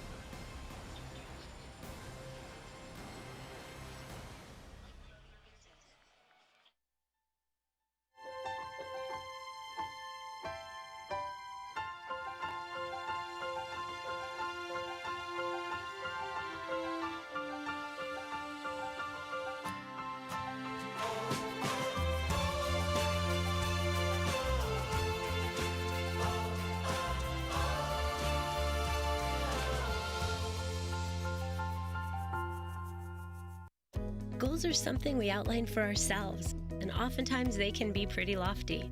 When things begin to line up the way we think they should, we appreciate those who helped us along the way, like the help you get with commercial banking from FFB. Our experts are ready to partner with you to help you manage cash flow, oversee accounts through online banking, and help you secure a business line of credit. Because we know you've got better things to do, like grow your business. FFB. We go where you go.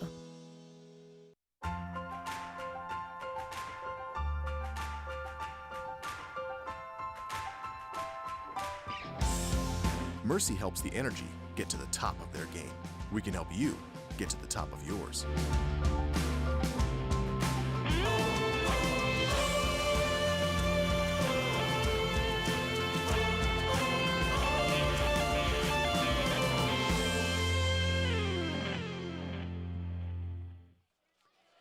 You get a free photo when you're the man of the match, and Cody Lorendi has such a great relationship with the OKC Energy fans.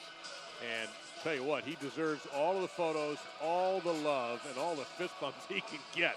He was our man of the match, and in the second half, he was absolutely splendid. And really, that's a big reason that OKC gets the point out of this, because Los Dos at times, Ken, we're the better team. Yeah, they certainly started dominating the second half. There you see the best save of the night from Lopez. It came off of a carom from Watson. Look at the spin on this. And Lopez, he's got that 6'4" frame, and he just lifts it up and over the bar. That was outstanding athleticism. Hernandez free kick, up and over. Frustrating moment there for LA Galaxy 2 with the set piece from a dangerous area. LA Galaxy 2, though, much to their credit, they kept coming. Still, what a hit from distance from Olaski. But Lorendi saw it the entire way and directed it away. There was no hesitation on his part. Again, there you see the velocity behind that shot. And a guy who knows how to fall properly from long distance, too. But that's the save of the match, maybe the save of the week in the entire USL Championship level. Lopez gets denied. should have found the back of the net. Lorendi saves the day. Point in the table for both squads. 5-1 shots on target for Los Dos. Possession didn't really make any difference tonight, and all those yellow cards came in the second half. So both teams pick up a point tonight for the first time all year. The Energy do not score, and for the fourth time in a row, Los Dos draw. So both teams make a little bit of progress in that whacked out and tight USL Championship Western Conference. Well, thank you for watching. Thank our crew. For my partner Ken Levicka, I'm Dave Lamont, and thank you for watching the United Soccer League on ESPN+.